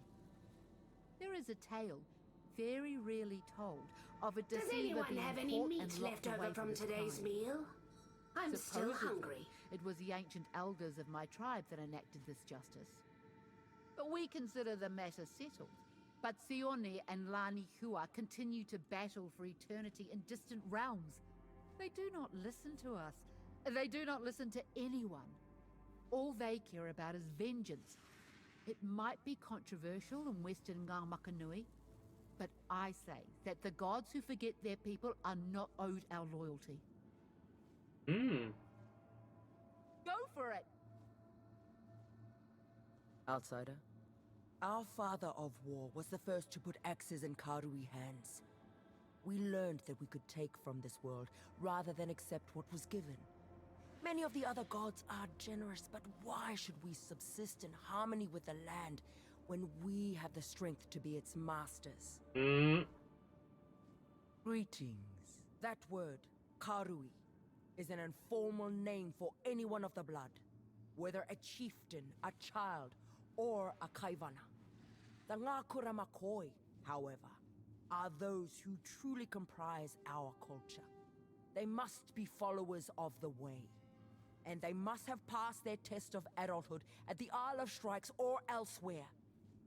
A great warrior does not have to be Karui by blood to become Ngākura Makoi. It is rare, but it does happen. I shall be watching you with great interest. Thousands of years before I was born, the Tukuhama tribe and the Ngāmahu tribe were in continual conflict. A cycle of vengeance kept the two groups raiding each other, and they were beginning to lose their superior positions. There was a danger of the other tribes becoming dominant. To put an end to it, Ngāmahu and Tukuhama went through the traditions together. Tukuhama aided her in the forging of the legendary axe, while her ring, a sign of fire and fertility, was given to us. Eventually, her ring passed down to me. Calm took it, and my head, when he slew me in his bid to unite the tribes. It is our way, but my defeat still stings. My battle with Calm began at sunrise. Our warriors were assembled on either side, ready to slaughter each other, but neither of us gave the sign. By dawn's light, we fought on the sand, axe against axe. Calm was strong, but arrogant, which showed through in his fighting style. When he overextended himself, I made him pay for it in blood. However, his greater strength kept me on the defensive. Every hour, the Hatungo called a truce, and we drank, ate, and were tended to. By nightfall, Calm and I were moving like turtles, guarding ourselves behind our axes and taking only the most calculated movements. Eventually, he overextended again, and I dealt him a heavy wound to his chest. But this was an acceptable sacrifice he had made on purpose. He broke my knee with the end of his axe handle, and that was it. He gave me a warrior's death rather than leave me broken on the sands. I would not have had it any other way. Like Ramako in stories, Ahuana is a ray of light in this dark place. The halls of the dead are a good thing, but the years keep passing and weigh heavily on all of us. Kahuturua was one of the first souls here, and I fear becoming like him. Right now, after only 3 centuries or so, I can still take the way seriously and uphold all of our traditions with pride. What will I be like in thousands of years? With good friends like Ahuana remaining positive, Perhaps I can make it to the end with my dignity. Personally, I hope it will not be too long before the end. How are you I have doing already today, Coco? existed 3 centuries Same longer than as I was every alive. other day down here. Each tribe has its So, own good beliefs then. about how the world Actually, will end. But yes. you must understand these tales do not conflict. They are all correct. Our traditional expectations are not literal. Our Hatungo speaks of a time when all Ngakura Makoi will become so strong and so skilled at warfare that every man and woman will seek to become their own chieftain. Bloodlust will take over the people, and war will continue until only one warrior remains. That warrior will be the strongest that ever lived in all of history, and he will die soon after from his wounds. His fallen body will become the new world, and his blood, the rivers. His dying war cry will become the sky, and his fierce eyes will become the new sun and moon. Of course, this is not a literal tale. It is meant to give us a sense of place in a chaotic existence. There is immense value in this. Our traditions give us meaning and purpose. That is why I have dedicated my life and my death to upholding them. Otherwise, we would be adrift and full of fear. Okay. Train hard. Talamoana. I have a complex relationship with Valako. I speak to him, and he remains silent. It's just like my last wife. Huh, I joke. But we're alone. The Karui must forge their own path in this world. Valako is more like our tribe mascot than an actual figure of leadership or aid. Many think I was defeated by Kalm in some grand battle. But I was 74 when he took my head. He essentially bullied an old man. Can you picture my delight when I awoke here in my prime? I know that I give you lots of, what do they say, shite. Yes. But I'm just overcome with joy at being young and strong again. No harm meant. Oh, do you think you'll ever reach perfection with a bow, Ahuana? Our souls are Perfection here is as a we goal, truly not a see ourselves. destination. I don't know about that. Big surprises when they won't perfect with my weapon. Of course you are, Gilly. Sometimes you're so positive I think you're actually mocking. You know what? I'll just accept the compliment. They call me the first herald of war. And indeed I was, but they don't understand. Valako gave a sign to my people thousands of years ago. A ring with his graven pattern. It passed down from chieftain to chieftain in my tribe. When I put it on, it did something it never had before. It surged with the power of the storm. Valako didn't know me, how could he? The gods were asleep. So I appointed myself the Herald of War. And I used the power of Valako's sign to win many great battles. I laid the foundations for Karui unification before Kalm was even an urge in some bastard's loins. We all seem neatly divided into our tribes here, but it isn't so. Warriors switch tribes all the time due to marriage, chieftain successions, or simple wanderlust. We Karui are a nomadic people, in the physical and spiritual sense. When I call my tribe the Valako tribe, yes, we are. But at one time we followed Tukahama, and at another to Celio, and then Valako again before that.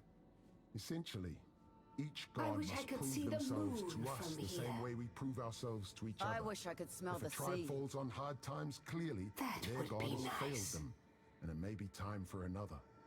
We can also call upon any god we wish at any time, so long as we're in good standing as a warrior.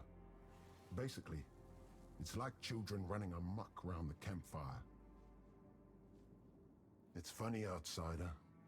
We think we get to choose who we fight. Tafanuku already knows ahead of time what we'll do, mostly.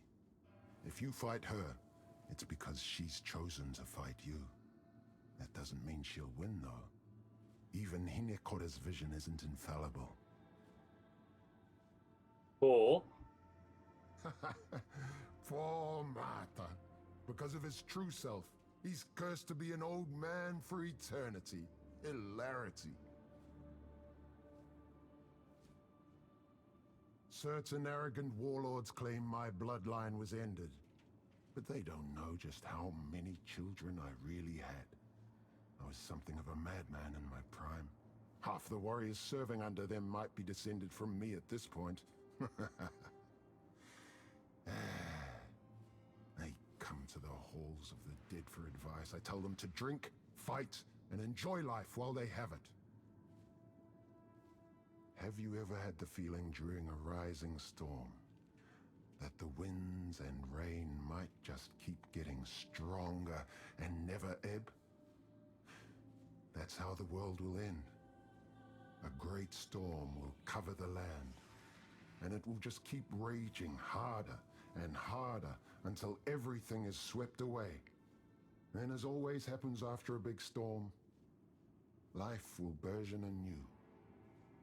We see it all the time around us. Why would it be any other way? Yes, yes, she has a frozen heart. That's all anyone ever talks about. She's turned me down a few times, and I've gone through the traditions with everyone else here, even Rakiata. No disrespect if it moves. I'll chase it. We're all young again. Except for poor Martha. So why shouldn't we enjoy ourselves? Get out of here. Greetings. Kilowava makes grand claims about his own abilities, but he backs them up with the strength to win. I care little for bluster. I wish I could see the so moon long as the from warriors here. in these halls adhere I wish to I the could smell way. the sea. Go with strength. Hey, friend. That would be nice. Salamoana. Greetings. There are few here who understand. Karui culture can often be excessively focused on having certain traits, such as strength or bravado. Certain duties are expected of each of us, whether or not we want to fulfill them. I died long before Akiata, so we never met in life. But here in the halls of the dead, they're my closest friend.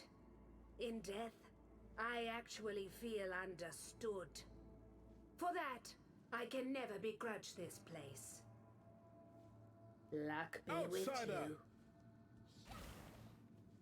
Tala Moana. Tahu Turua has been here the longest of any of us, since the halls of the dead were first forged by Hinekora.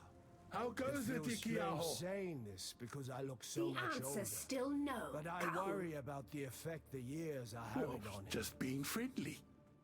Feels strange saying this because I look old. I've been waiting. And last one. A traveler was walking through a sparse grove. He encountered Tafua, who was sitting and meditating. The traveler quietly joined him for a time, watching a seed fall from above and grow into a mighty oak over the course of a century. That oak dropped its own seed, and another titan grew. Eventually, a vast forest emerged around them. Tafua opened his eyes and asked if the traveler understood. He replied that he did. Save for one thing, some seeds fell but never grew at all. At this, Tafua looked past him. Can I step away for a moment? Hinekora was Back, we'll go through the rest of the sport. Actually enjoying it. She picked up each seed that never became more and carried them with love in a bowl formed from her dress. The traveler shed.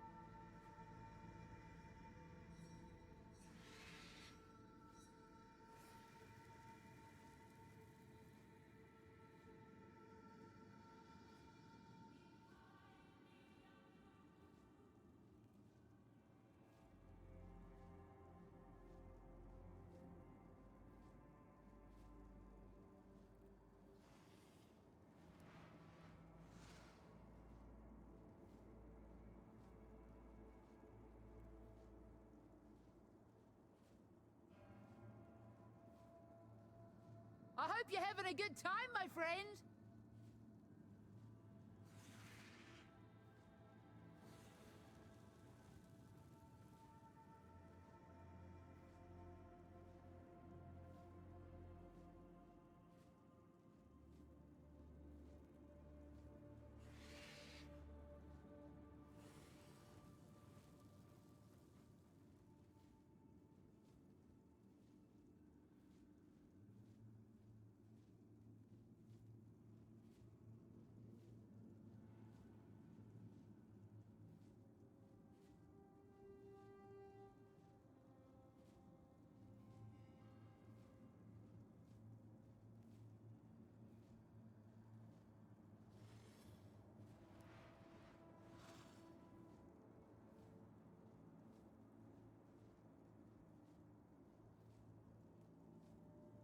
Probably finish the lore with this, and go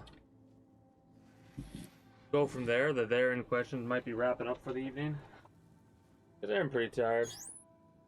And we probably won't play this tomorrow or something. I don't know. Haven't decided yet. We'll go through the rest of this and see where we end up. It truly ends up being. Existence always feels too short a season. Lucky are those who get to do it all over again once time begins anew. Fresh-faced, a weapon in hand, facing a savage and untamed land with limitless potential, youth, or something like it, granted to the bold. That is what it means to be alive. The dead will always be here, forever unchanging, locked in a dance we cannot change. A great darkness fell upon an island one ill-fated season. A young woman held a torch aloft in the unnatural night, and others crawled their way to her. Along the way, they gathered sticks and branches, hoping to feed her flame. Rather than build a bonfire to be encircled by worried eyes, she had them craft torches of their own, and she shared her light. They went out into the darkness Is it day unafraid, or night but right now? they could Does see anyone each know? other in the distance. A blacksmith was frustrated that she could never forge the same weapon more than once. There was always a different balance or a slightly different shape, so she set about making one perfect blade. It took most of her lifetime, but when she was done, she placed it in a clay. The clay became a mold, and from that mold, many perfect blades were forged. There exists a vast mirror in the ground. To gaze into those perfectly polished waters is to see a mortal soul with all its flaws and pains laid bare. There is wisdom and counsel to be had, but some do not survive the truth. A How child goes was it, throwing Ikiaho? rocks into the sea. The when a answer's great still fish no, washed up. Kahu. The fish called for Well, aid, just being and the child friendly. carried it back into the water. The fish thanked him and offered to show him the world beneath the waves. The boy accepted and held on to its fin. They swam through vast coral palaces and thick swarms of iridescent life. The boy looked on with wonder, laughing all the way until he began to understand how vast the ocean truly was. He could not let go until the journey was complete, but the journey seemed to be without end. The boy no longer smiled and was forlorn ever after. You're a buzzkill. A gull was flying through the sky when it sighted a fish. It dove, but a larger bird snatched it out of the sea. The gull called loudly and angrily, and the larger bird dropped the fish. The gull ate well that day. It continued calling at other birds along the shore, taking what was theirs. Eventually, it saw a great feast laid out near a fire, and it called aggressively at the creature beside it. That creature was a Karoi woman, far stronger than any bird, and she happily added the gall to her feast. A king and chieftain met on the battlefield, with great armies arrayed on either side. The king grinned and demanded surrender. The chieftain crossed his arms and gave no response. The king suggested that the two sides part ways in peace. The chieftain glowered and said nothing. Finally, the king begged for the chieftain to depart and offered great wealth in exchange for mercy. The chieftain touched the axe at his side, considering, but then accepted the offer. No warriors died that day, and no songs would be sung of that conflict, but a great victory was still achieved. Neat. A lost sailor was adrift in stormy seas at the edge of the world, too far for Thessalio to come to his aid. He had left his home, his family, and his village, but not willingly. He held onto driftwood for a time without end, overcome with sadness. When he finally washed ashore, he staggered to the nearest village. Time marches ever closer to the end, him and greeted him with warmth. Looking in the river, he saw that he had a new face. Here too he had a home and a family. Indeed, he had never left at all. It was he who had never known himself. Okay. Always, never. So I think. The Jetster seeks to trip the chieftain. Not so. A chieftain always knows where she stands. I was about to say, we got all the little lore bits. Always, never. Always, never. Hello again. Well met. Greetings. Talamoana. Talamoana. Talamoana. Talamoana. Hello. I don't know what to make of the Hinikora tribe. They have always lived halfway in death and halfway in life. Their eyes are elsewhere, and their words are No, their words have a lot of They have meaning. some This kind of requires strength, but I to understand the don't know what to metaphor make of it. or the And I certainly don't feel they are passing riddle, down any basically. wisdom to their descendants when they speak in riddles. Maybe it's just the particular warriors here. I can't imagine their children talking in prophecies and enigmas. Talakura. All right, now with that information and that lore dump out of the way, let's do one fight. I hope you're having a good time, my friend.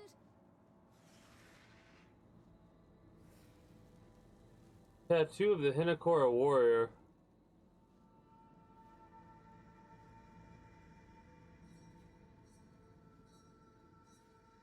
Interesting.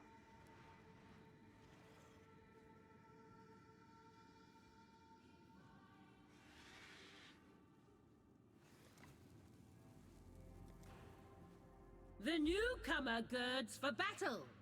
Will this be their victory to claim?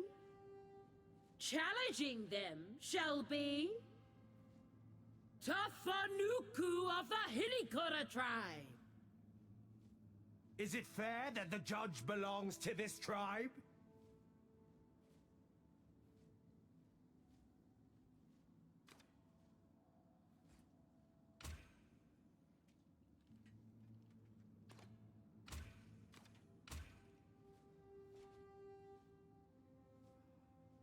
Ready your weapons? Go! Warriors, bring death! Get roasted and toasted.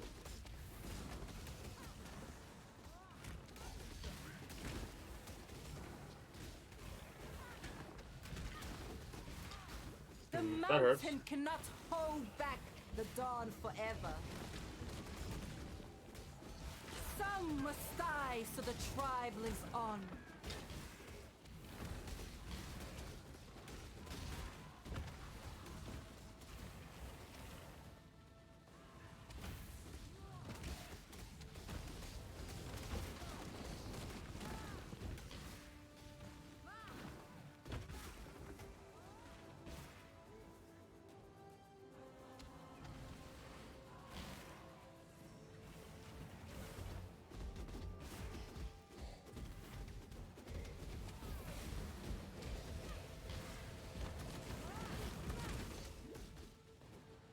I'm like not understanding something, am I?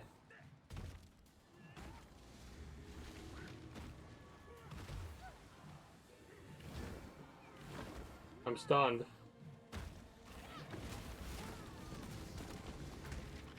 Okay, I kind of get it. Choir of souls.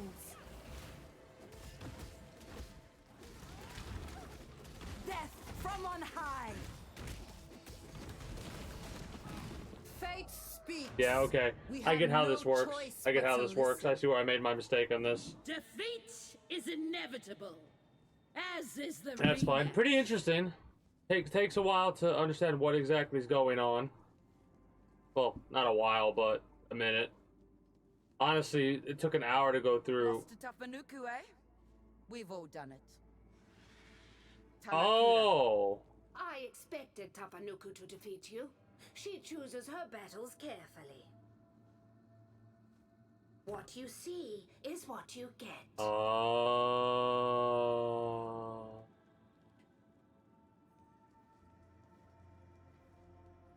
Losing to Toffee is nothing to feel bad about. When she takes fights, it's mostly because she's already foreseen that she's going to win. It takes quite the effort to... Vert Fate, that's pretty cool. How shameful of her. To take a battle while already knowing the outcome. You must defeat. Go with strength. Oh. That's kind of cool how they have little comments they have for everybody. We meet. I like that. I also like how we've gotten favor. A young foot falls into the night. We meet once more. We can sell items to her, which doesn't really give us much, and we could deal with favors. Maximum cold resist and cold resist. Can you believe Hinekura accepted calm here? So we could do this. Furious. This is an insult to all of us. Perhaps it is a chance to enact our vengeance.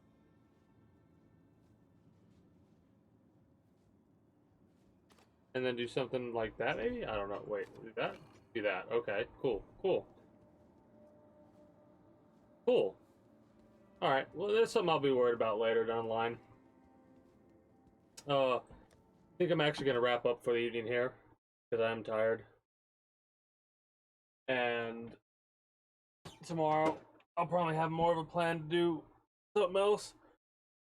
Oh, fuck. I don't know exactly what it'll be. Maybe it'll be more Path of Exile. I just know that Friday we'll be doing... Well, Monday we'll be doing Minecraft into some reaction to a speedrun of Grand Theft Auto 5. I'll look into those probably tonight before I head to bed. And Friday we'll be starting Red Dead Redemption. Probably not going to have any mods in it, actually. Friday, Saturday, and Sunday will probably be mainlining that game. See how we do. Anyway, we're going to just wrap up for the evening. I'll turn on the music I was listening to earlier just so we have some sound while I do my little spiel, my departure spiel. Anyway, that's going to be it for me. For the time being, for you, YouTube and Twitch highlight watchers. If you're new here and you haven't already, be sure to become a citizen today via subscribing to this channel as well as my main channel. Links should be down in the description below through all my links if you're watching on YouTube. Exclamation point links like so. If you're watching on Twitch, be it live, the highlight, or the VOD while it's still up there. Be sure to follow me on Twitch and catch me when I go live at 6 p.m. EST EDT Friday through Monday. Invite link to the community Discord where you can always get the most accurate notifications of whenever I do go live. If I'm going to be a little bit late or early to stream outside of a half hour, or as long as I know I'm going to be late, as well as whatever else catches your fancy. Till next time, take care. Have yourselves a good one. Bye-bye.